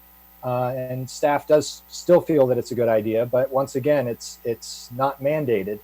And so staff put it outside of the continuity of services. The only other item is some increased cost for noise waiver public notifications, but DEP has since solved that problem, and so those dollars are not needed.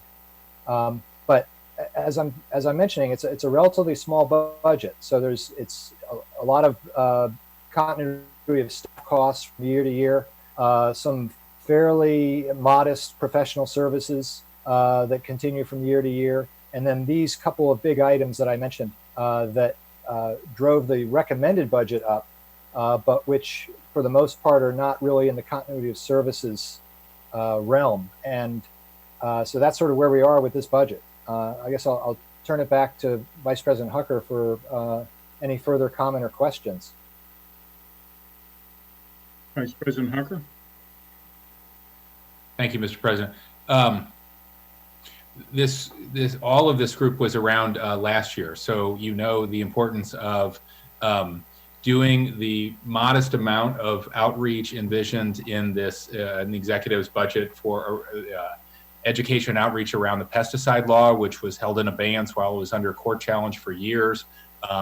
My office has been in touch not only with many of the advocates that passed the law that want to get started in informing the public and hardware store owners and others about how we're going to implement it, but about lawn care companies that that actually are trying to pivot and work under our new rules. And you know, especially when we're facing a recession, this is one modest area where we could be engaging with companies and helping them stay in business and helping you know, sort of build the future of lawn care in Montgomery County. And we'll be national leaders on this. It's a very small investment. And certainly if you've sat in our lengthy hearings on well and septic variances and you want to have fewer of those, you definitely want to fund the $20,000 worth of outreach to make sure we have fewer hearings on those individual cases in the future. So I don't want to beat a dead horse, but I move the recommendation, the staff recommendation. It's been moved by Vice President Hucker. Is there a second?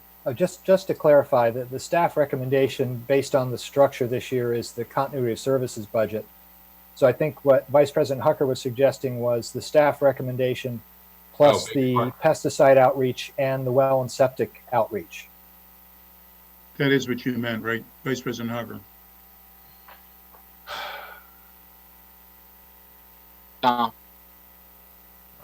I did. Yeah. Okay. And Councilmember Reamer, you did second it, right? No? Councilmember, is there a second? I wasn't seconding the additionals. I thought Tom was moving. Yeah, I'm sorry, Keith. I can go with your recommendation. That's fine. Oh, okay. So too many tabs open here. Go ahead. Yeah, just to clarify, and with regard to the pesticide outreach, if this campaign is not approved by the council, DEP does have internal resources that it will use to maximize the outreach it can do, and I've noted that in the cover sheet here. Obviously, it would be much less specific and sweeping than if they get a specific program. But this is not to say that they would not be doing any outreach. They have low-cost tools they would use, and they have existing staff that coordinate this effort. So I don't want to leave the impression that nothing would be happening if this isn't approved, but they felt that it was important enough, obviously, to include in the budget as a dedicated campaign. But what staff wanted to make sure is is the motion to support the continuity of services budget as recommended by staff without those items in it. Yeah, my mistake. Yeah, I think those are valuable. I've spoken to that, but no, I'm happy to go with your recommendation. Okay, got it. All right, so it was moved by Vice President Hucker. Is there a second?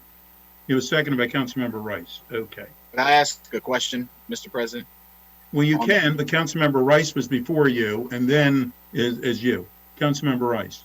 Well, thank you very much, Mr. President. And let me just give kudos to our Department of Environmental Protection, because I actually already received notification in the mail talking about the pesticide law and making sure that folks are aware.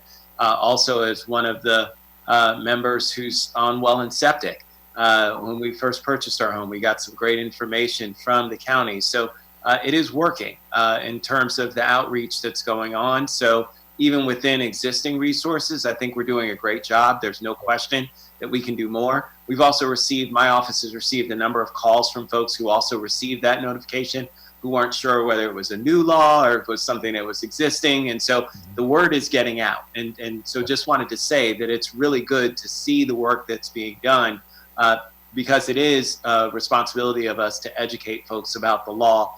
And I know, and I'm sure I speak for all the members here, that we want all of our residents to be aware of everything. And as more resources come available, we'll certainly be more than willing to put those resources behind more information campaigns. Thank you, Mr. President. Thank you. Councilmember Jawando.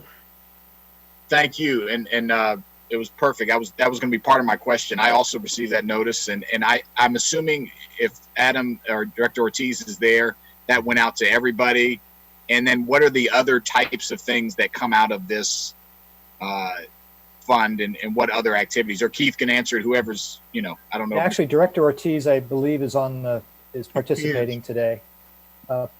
Give him a second. I'm here, but my video is deactivated. Give it a second. It should come up. Okay, and I'm also joined by our division chiefs. Stan Edwards is on, and with all due respect, Councilman Jawando, I'll defer to him, as he, no pun intended, is a little more in the weeds on law. Oh yeah, there was a pun intended. There you go. Go ahead, all right, Stan, please. Mute. Unmute. There you go. Yes, thank you. Yes, Councilmember, we've done a number of different outreach things in addition to the mailing that you recently received. We did one last fall. We've done an extensive social media campaign. We've purchased advertising through WTOP, for example, some paid advertising, but also some free advertising we've gotten from them. We had some advertising scheduled for things like metro stations, which we've pulled back on because the ridership is down on metro stations, so we don't feel that's an efficient way to spend that money.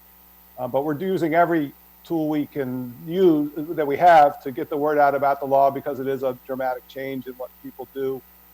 The person who works for me has been very active in meeting with pesticide applicators at their annual licensing training, for example, and talking to them about the law. So we believe that the pesticide applicators, the ones that comply with state law and get licensed by the state, are very familiar with the law and are doing everything they can to comply with it. And we'll continue to do what we can do with the funding that we have. And I appreciate that. And I'm thinking of retail establishments that sell. That might be another way. I know we've having a different conversation on grocery and retail we've been talking about. So that just might be another avenue. But so it sounds like you'll still be able to continue some of the work even if this isn't funded. That was kind of what I was getting at. So that's great.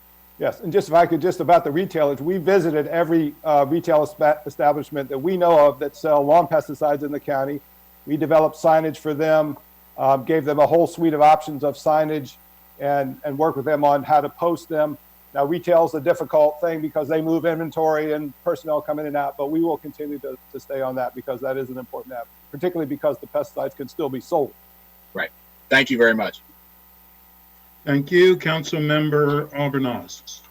Thank you. Just another data point that people are getting messages is we're getting messages from people who are opposed to it, that didn't realize that this was a law, concerned about property values. And so to Councilmember Hucker's point, I support the amendment and the staff recommendation to be consistent with, where we are with this new budget reality. But I do think it's going to be important for us to, as we communicate to people the law, what the alternatives are, because that was a big discussion when this was debated several years ago, that there were new products that were organic and were going to be almost every bit as good as the other stuff. And, you've got lawn care companies who are sending notifications to homeowners saying that's not true, that those products don't exist, and expect your lawn to look much worse than it did last year. And so the messaging has to be both on the education, but also if there are alternative products that are out there that are almost or every bit as good in keeping people's lawns in the way that they have been accustomed to keeping them, that's going to be important in that messaging. So just wanted to share that. Thanks.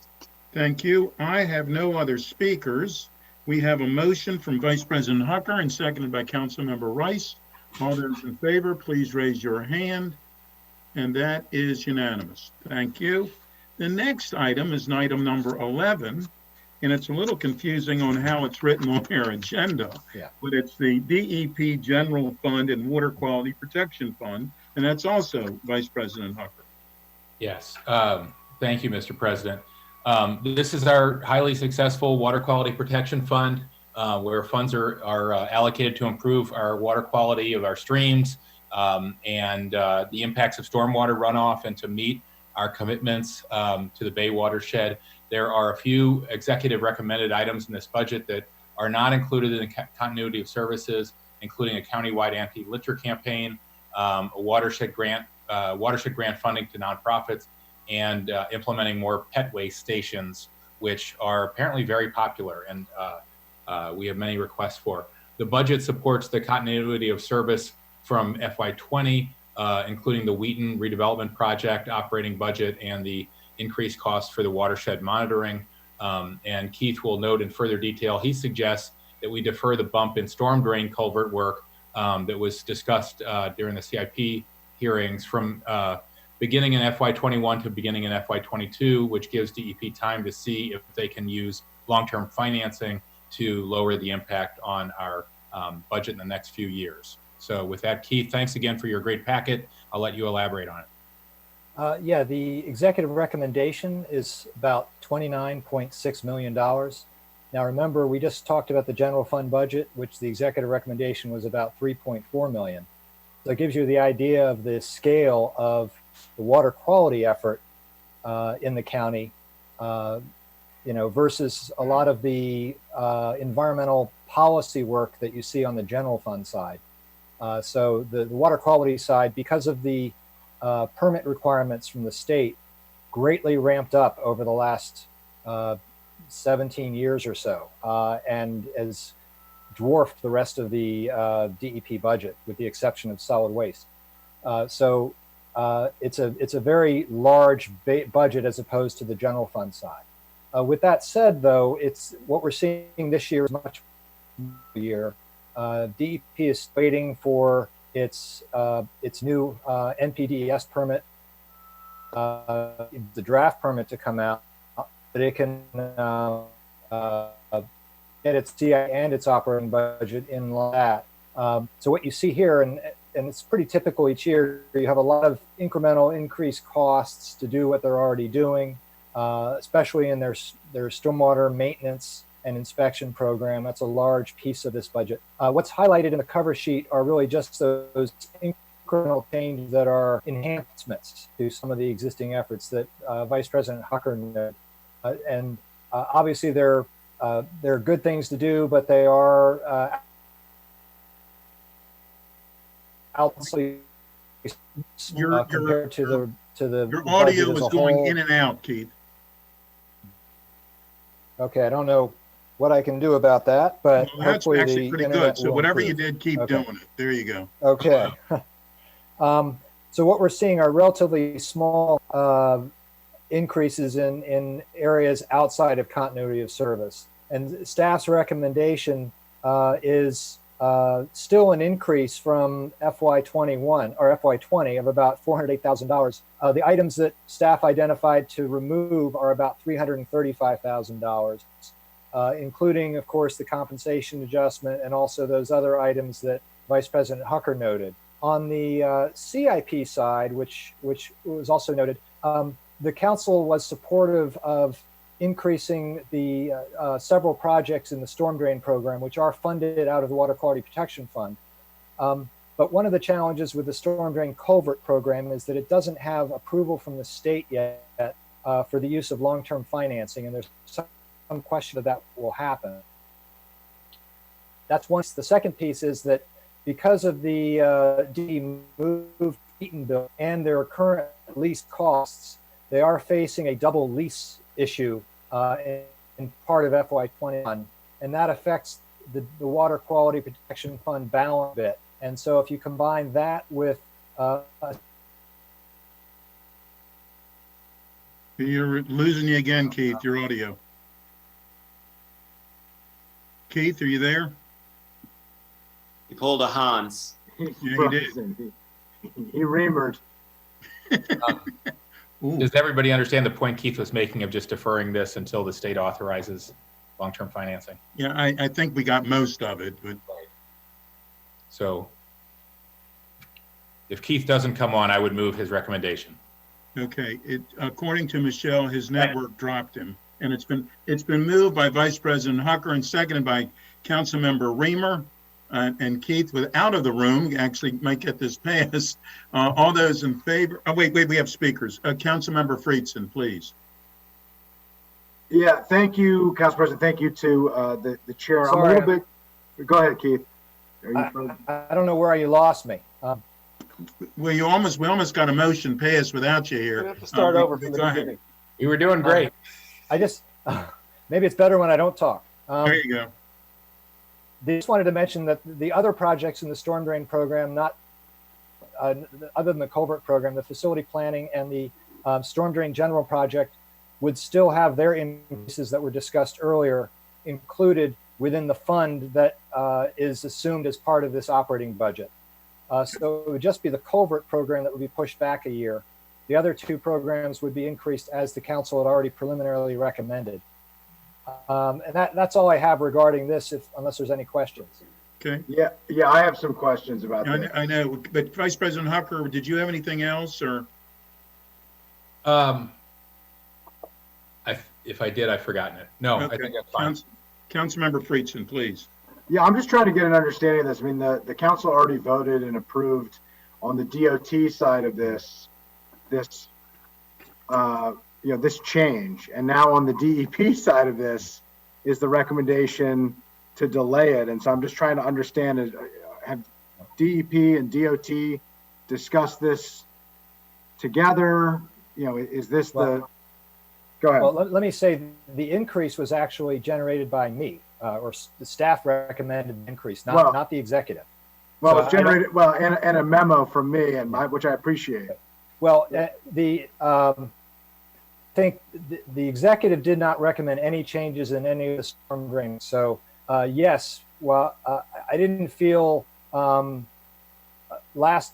few weeks ago, and we're talking about this on the capital side, we're focusing on the justification for the projects and how much the council is interested in trying to include. But we always know there's going to be a reconciliation process at the end, whether it's through the CIP process with a lot of the general fund and those types of projects, or in this case, when it's Fund Quality Protection Fund, we need to take a look at the fund during the operating budget to get a full sense of the impact.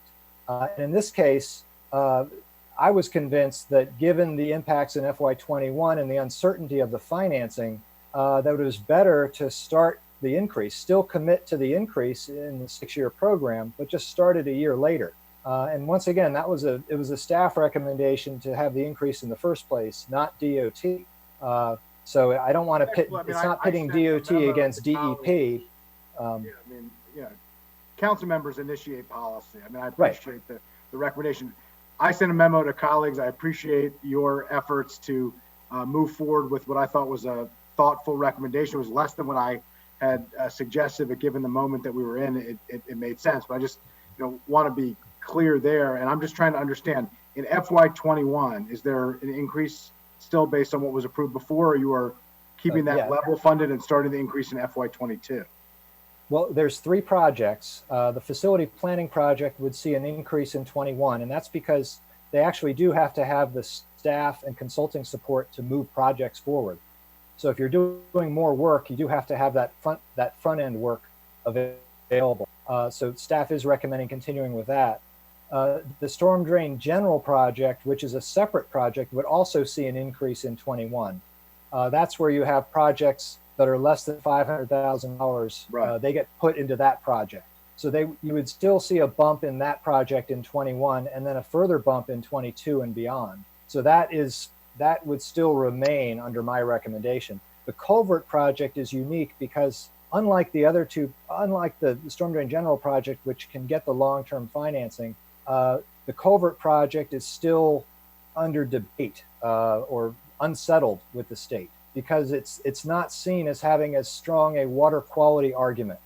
It's seen as more of an infrastructure project, and we can debate that. Yeah, no, right now, that's where it stands. I appreciate it. You answered my question, so thank you. The storm drain general and the culvert, it was a little bit confusing to me as I was reading it, and as the person who kind of initiated this, I just wanted to make sure I understood. I am comfortable with the staff recommendation, Mr. Chair and Mr. President. Thank you, Mr. Levchenko. Thank you very much. I have no other speakers. Is that correct? Oh, jeez. I have no other speakers. Is that correct? Okay. We have a motion from Council Vice President Hucker, seconded by Council Member Reamer. All those in favor, please raise your hand. And that carries unanimously. Okay.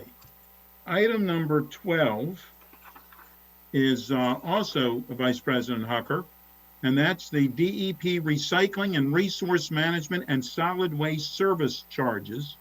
And Councilmember Vice President, would you like to take that, please? Thank you, Mr. President. We can see the finish line here. This division, of course, does very important work for the county under any circumstance, but especially under the current circumstances where we have seen a 30% increase in our residential trash received at the transfer station. You can blame Marie Kondo for that, I guess.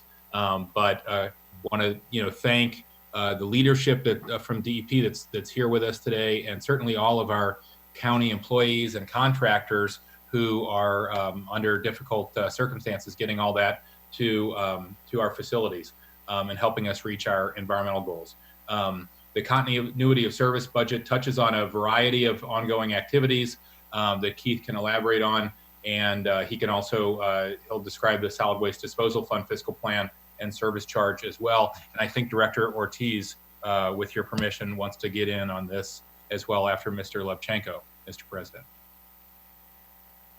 Sure. Now, in a typical year, the T&E committee would have a pretty robust discussion about this budget and a lot of the assumptions within it, including tonnages going to the recycling facility, recycling rates. There's a lot of data behind this budget, but given the truncated process this year, we've had to really winnow that down to, once again, a continuity of services approach. And within this budget, you do have two separate funds. You have the collection fund, the solid waste collection fund, and the solid waste disposal fund. So decisions made in this budget don't directly provide, or if you were to make reductions in this budget, it does not directly provide resources for the general fund.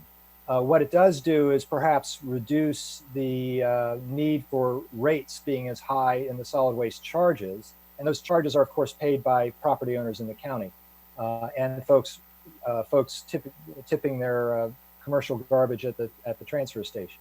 So there is an interest in trying to maintain affordable charges, and that's where I think the benefit of looking at trying to have some reductions here, but it does not open up or provide extra resources for budgets outside of these funds. So I just wanted to mention that up front.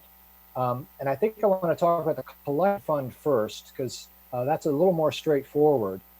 Most of this fund has to deal with the collection contracts, the refuse collection contracts in Subdistrict A. And the experience that DEP has seen in that in the last few years is that as the contracts in the areas have come up for rebid, they've seen significant cost increases. And they attribute that, I think, mainly to the notion that the prior contracts were probably a bit underfunded and that the real costs that the haulers are experiencing, and which they can later seek some redress for in their existing contracts, are being right-sized now through these new contracts. But it is in the collection fund, and that's the major element that you see here. There's a $832,000 increase in it assumed for FY21 based on some new contract experience that will carry over into 21. And they expect increases in FY22 as well, because a number of contracts will be rebid in FY21. all the other costs in the collection fund I show here are just typical sort of continuity type costs. So really that's about it happening on the collection side. Unless Council has any further questions. Okay. Go ahead. Sure. And just did want to note that the collection fund itself, as represented in the executive's recommended budget, does show a scaling up of the refuse collection charges annually to recover those costs from those increased contracts. So that is still a part, and we can discuss that a little bit more in the solid waste charges. But that is reflected in the solid waste collection fund. Now, the solid waste disposal fund is the much larger of the two funds. I have some discussion of that starting on page 3 of the cover sheet, if that's in front of you. The executive recommendation for the solid waste disposal fund is about $120.8 million. And that's about a $14 million increase, or 13.8%. So it's a pretty significant increase. Now, a good amount of that increase is for two elements of cost at the resource recovery facility. One is the capital costs, or the cost share that the county has with the capital costs being implemented at the resource recovery facility to ensure its viability through at least 2026, when the current contract runs out.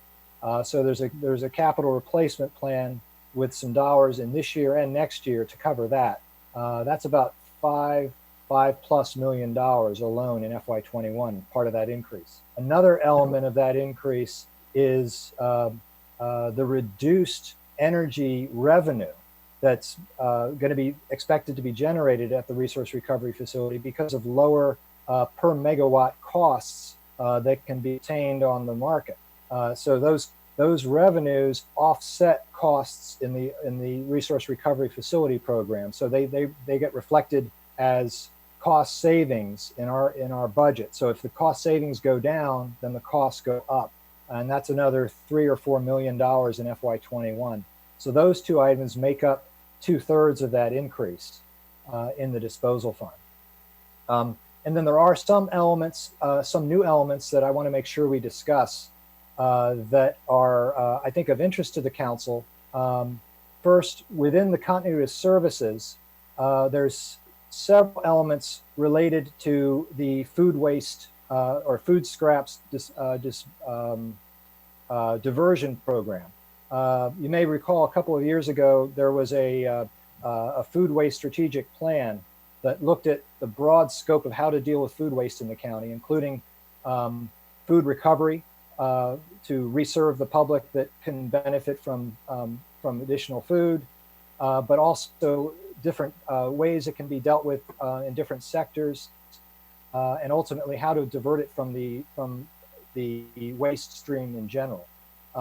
And that program has been moving along, and there's been a number of pilot efforts. And in FY21, DEP is ready to move forward with a commercial food waste program that will begin to capture some of the larger source or larger point sources of food waste in the county. So that element is included in this fund. In addition, you have on the residential side, DEP wants to move forward in 21 with a pilot program for curbside collection. And that's a much more challenging area. And it is one where you really do need to pilot it first before you can move to a broader program. So that's also recommended in 21. And then there's also an at-home food composting effort to provide food composting containers to the general public as well. So those three efforts are consistent with the expansion of this program that's been a multi-year effort supported by the council and the executive. And staff did include those elements within the continuity of services budget for that reason. However, there are a couple of other important items that are not in the continuity of services that I know DEP would like to discuss. They are new positions that are recommended by the executive in his budget. One set of positions, and these are noted on page 3 of the cover sheet, 3 field inspectors who would basically be following the recycling trucks and identifying large areas of contamination and following up with residents. This is something that's been done the last year or two as a pilot effort, very successfully with very good results in terms of reduced contamination rates. And if you play that out to its conclusions countywide, you can have a very significant impact on first, the amount of contaminated recycling that you end up having to pay for by the ton, because our recycling center is below the level that it's needed to serve all of our recycling. We do send out a fair amount of our recycling to Pennsylvania for processing. And if we're sending out contaminated recycling, that's just additional tonnage we pay for, but don't get a benefit from. So that savings can be realized from reducing that. You lose a little bit of that savings because you then have more trash that you have to deal with, but you're still benefiting overall. But the other benefit is you can increase the efficiency of the recycling center by having reduced contamination and run it at a much more optimal level and generate more product and more revenue from that as well. But these are all more midterm type benefits you're going to get. And we can't commit to a particular savings in FY21 from this effort. If we could, staff would feel more comfortable in supporting this in the continuity of services budget. And I think it is a good idea. It's the kind of thing we want solid waste to do. But with the situation we're in now, and with being very careful not to add positions, if they can't have a direct cost recovery, it's just not something we can recommend in this kind of environment. The other three positions I wanted to note were code enforcement positions located at the transfer station to provide basically full coverage when the transfer station is open, to basically improve safety and also reduce mixed loads that come in, where people come in with recycling and with trash. So once again, makes a lot of sense to have that kind of coverage whenever the facility is open. But it's probably not the right year to fund 3 more positions for that. So other than those 2 items, though, staff was comfortable with the rest of the solid waste disposal fund budget. And I think DEP would like to speak to these items if the vice president is amenable to that, to talk a little bit more about those 2 items. You left something unsaid, Keith? I don't know. Maybe not. I don't know if Mr. Ortiz or Mr. Weiner is here that would like to elaborate, but I think they could also, speak to the prioritization of these 2 items. If I had to pick between the 2, I think the field have the most potential to benefit the fund and make a lot of sense. And I think, arguably, should be done when it can be done, when it can be afforded. I did have a couple other items, if we're not going to dwell on those. Could you finish them up, please, and then we'll move on, please. Sure. Okay. The one other item I wanted to mention, some folks may have followed this during the General Assembly session. There was a lot of discussion about the status of the electricity coming out of the resource recovery facility and whether it would continue to be considered a tier 1 clean energy. And the executive's budget assumes that it is not. And you lose renewable energy credits from that. And there's a loss in revenue if you were to lose that tier 1 status.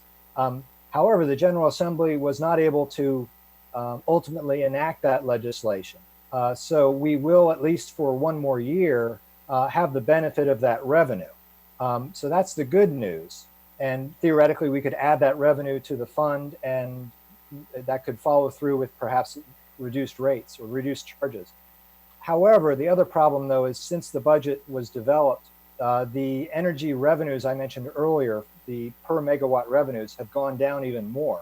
And so the offset is really pretty close. And so we're not really getting a benefit. We really shouldn't recognize one without the other. So staff doesn't recommend a change or doesn't recommend a change on the expenditure side related to this item, because we're seeing a reduction or cost increase on the other side. And the only other thing I wanted to mention is the solid waste charges, which the council will be approving next week. I have a little write-up on those charges on page 6 of the cover sheet. Some of the elements that we talked above, if they are not approved as within the continuity of services I mentioned, we can see some slight reductions in the solid waste charges from what's here. But depending on the action today, we will make those adjustments for what the council acts on next week. And with that, I'll turn it back to the Vice President. Thank you, Keith. That was very thorough. Mr. President, with your permission, let me just call on Director Ortiz, who I know wanted to talk about the recycling contamination initiative. Okay. Great. Thank you so much, Mr. Vice Chairman and Mr. President, and all deference to Mr. Reamer. Keith did cover a lot of ground, no question about that. Just wanted to go to bat and on the recycling contamination, because I think it's worth a listen. You know, of course, we defer to the council. It's a difficult time, and this fund is complicated. Also want to acknowledge you, Mr. Hucker, for pointing out all the frontline employees that we do have at the transfer station and the contractors that are out in the field in this difficult time. As Mr. Levchenko mentioned, this is a dedicated fund. So the acuteness of cuts here isn't quite the same as the general fund. We have sources of revenue, and it's a little more easily managed like a business than the other. It's granted that the 3 positions are certainly an investment. It is a cost, but we are confident that we're going to see a return. You know, the continuity of services is all about being responsible with money and not overcommitting and not putting liabilities out in uncertainty. But the reason I'm going to bat for this program is because we're quite certain it's going to save money. In the pilot that we completed, we were able to see, we focused on Montgomery Village area. We followed the trucks around. We educated residents for 6 weeks. And I won't bore you with the details unless you're interested. And what we saw was a reduction in contamination and recycling by 50%. I'm going to tell you why that's important for 3 reasons. Number one, our recycling rate in the county, if we don't count the ash, is 42%. That's very low for a progressive jurisdiction. So I do feel that we have to catch up and focus, because our recycling has been flat for about 7 years, hasn't moved at all. The second one, and this is an important one, and Keith mentioned it briefly, is that the recycling facility is over capacity by 40%. So we take 40% of everything that comes to the recycling stream and we send it to Pennsylvania. What we're finding is that our contamination rates, just like in Montgomery Village, are between 30 and 40%. And then that's material that ends up going into landfills or trash anyway. So why is that important? To process trash at the incinerator, it's $47 a ton. To process everything that we send to Penn Waste, it's $70 a ton. So it's just simple dollars and cents. The more that we get the contamination out of the bins and right into the trash stream here in the county, we're saving money instantly. The third piece is that plastic bags, they're the biggest contaminant that we have. And those of you who've been to the recycling center, and Mr. Jawanda, we are going to get that tour done. Those bags are the biggest nuisance. Not only do folks on the line have to pull them out, but we can't catch them all because there's so many and there's so much material. It gets caught in the gears, and that leads to downtime. That leads to machinery breaking down. It's very expensive. Almost all the downtime that we have is from plastic bags at the facility. So if we're able to get better compliance, we'll have less downtime, less contamination from the bags, and less having to reprocess that. So I have Willie Wayner on the line, who's our chief of the Recycling and Resource Management Division, who can get into the weeds, but we project that this expenditure, which is $350,000, will actually net the county in savings of about that much, of about $360,000, just by reducing that contamination and all that stuff that we're sending to Pennsylvania at $70 a ton, instead of getting it to the RRF at $47 a ton. Vice President Hucker. Mr. Wayner, do you want to jump in? Sure. Thank you. Thank you for the opportunity. Mr. Ortiz gave a really good description of what we found in this pilot program of about 17,000 homes, which represent about 7% of the total homes that we have that we're servicing in the county, which is about 220,000 homes. One of the items that I would like to add is by doing this very unique type of aggressive inspection and enforcement that we completed in the Montgomery Village area, we also were able to get the residents to increase the processable materials by 15%, which is a substantial amount that was basically taken out of the trash cans and put into the recycling bins. That's very important because at the rate that the commingled material is being sold in the market, which is about $60 per ton, that's what we are getting for the commingled material. That's a substantial, if we include the whole county in this type of effort, we can receive about $250,000 in revenue just from that increase. I think that yes, you want to say something? No, it sounds like you're convinced that adding these 3 field inspectors to the proposed budget would more than pay for itself in the savings. I totally agree with that. It was a very successful program. We reduced 45% the contamination. We increased 15% the processable materials. And by doing this, just to put this in perspective, due to the aspirational recycling in Montgomery County, we are receiving about 40% contamination, which in 32,000 total homes, total tons of commingled that we are receiving, represents about the same amount of material that we're sending to Penn Waste. Okay. So that's the importance of this program. Great. That's a strong case. So, Mr. President, I would move the staff recommendation with the addition of the 3 field inspectors, which we've been told are definitely going to pay for themselves. Okay, it's been moved by Vice President Hucker. Is there a second? Second. Seconded by Councilmember Reamer. Councilmember Jawando, you are the first speaker. Quick question, Mr. Ortiz or whomever is qualified not qualified, but best positioned. You're all qualified. The transfer station, the restrictions that are there, what's the latest on that? I've received a couple questions about that from constituents about as we move forward, realizing we want to keep people safe. Could you just speak to any updates if there are any there? Yeah, thanks so far. And Willie, feel free to chime in. We're going to keep with the status quo, Councilman. We want to focus on making sure that people who are bringing stuff there actually have to bring stuff there. So the areas that are not served by county pickup, they can bring their material there. Farmers who have yard waste, they can bring their material there as well. And we're also being strict about making sure that we're not getting out of county material. We found that to be a big problem in the first 2 weeks because Frederick County shut down, most of the counties in Northern Virginia shut down. So we're being a little bit stricter, but so far status quo. It was rocky. At first people were upset, but it's smoothed out quite a bit. Thank you for that. And thank you for the shout out on the bags. I appreciate it. Thank you. Councilmember Reamer. No, actually, I wanted to ask the question that led to the motion. So it sounds like it pays for itself. So I'm good. Thank you. Okay.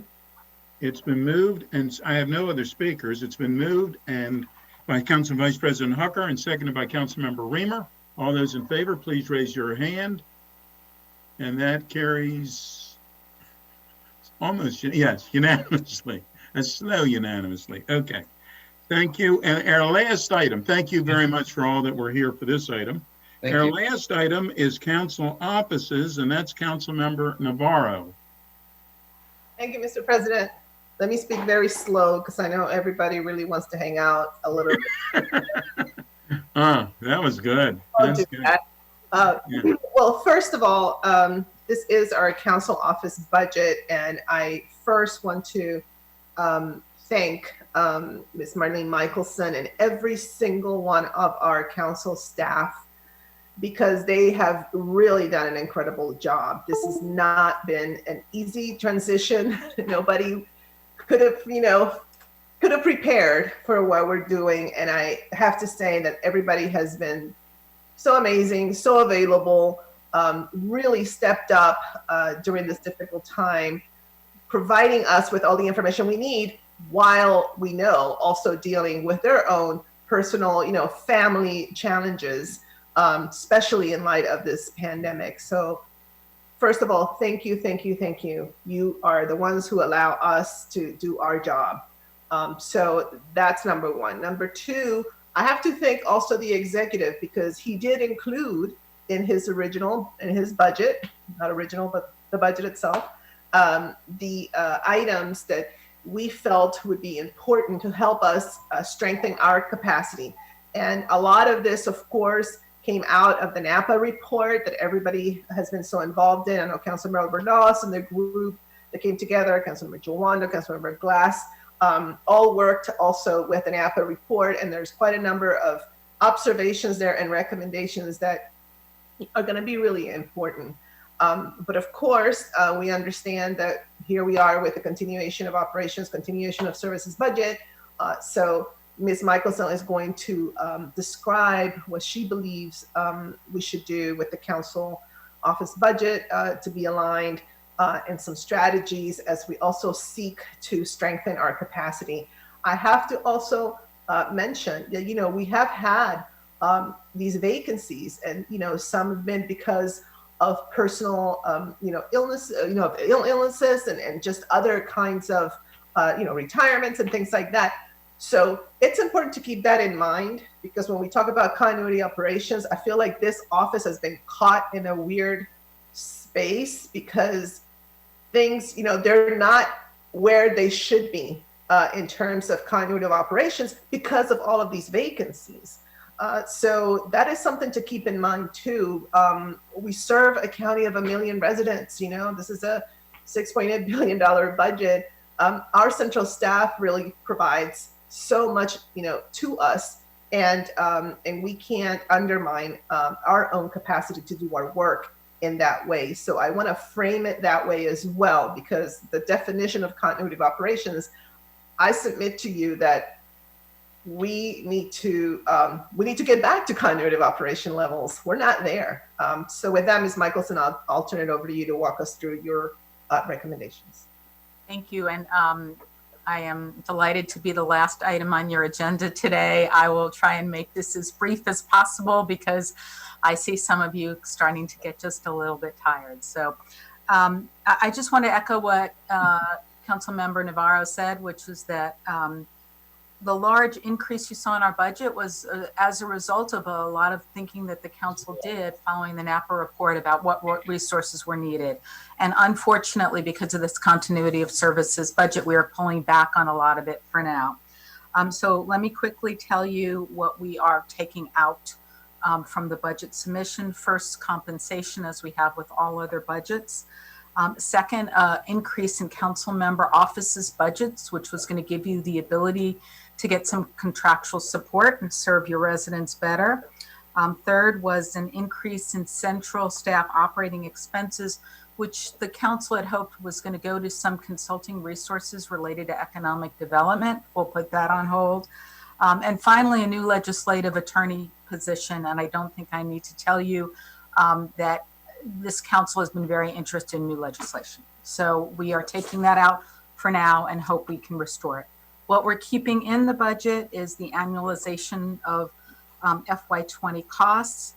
Some of the things that are reflected are actually positive, like a decrease in retirement costs.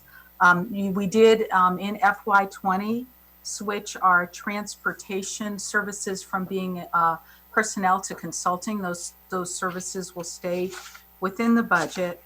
And then finally, we have activation of some unfunded positions. And a couple of these positions are actually from council member offices, where council members in FY20 had fewer positions because their offices were not full and added them. And one I believe is essential related to new legislation that the council has passed, both related to the Police Advisory Committee and what you've been trying to accomplish with the change to potentially hiring non-merit. As Councilmember Navarro said, I think ideal staffing would be at a higher level, but I think we have to delay that for now.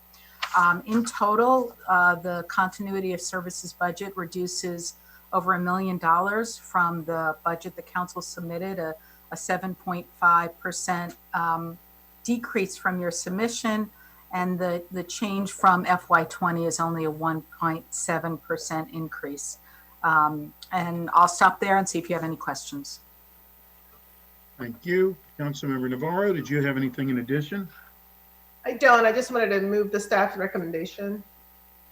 Okay. It's been moved by Councilmember Navarro. Is there a second? It's been seconded by Councilmember Rice. I have no speakers. All those in favor, please raise your hand. And that is not, it's not unanimous. It's those opposed, please raise your hand. So that carries 8-1. Thank you very much. I know this is upsetting to everyone, but we are adjourned. Thank you all for a long day back and forth. And, even though we're not driving, it feels like we drove a whole lot of ways today. So thank you all. Good being with everybody. Good night.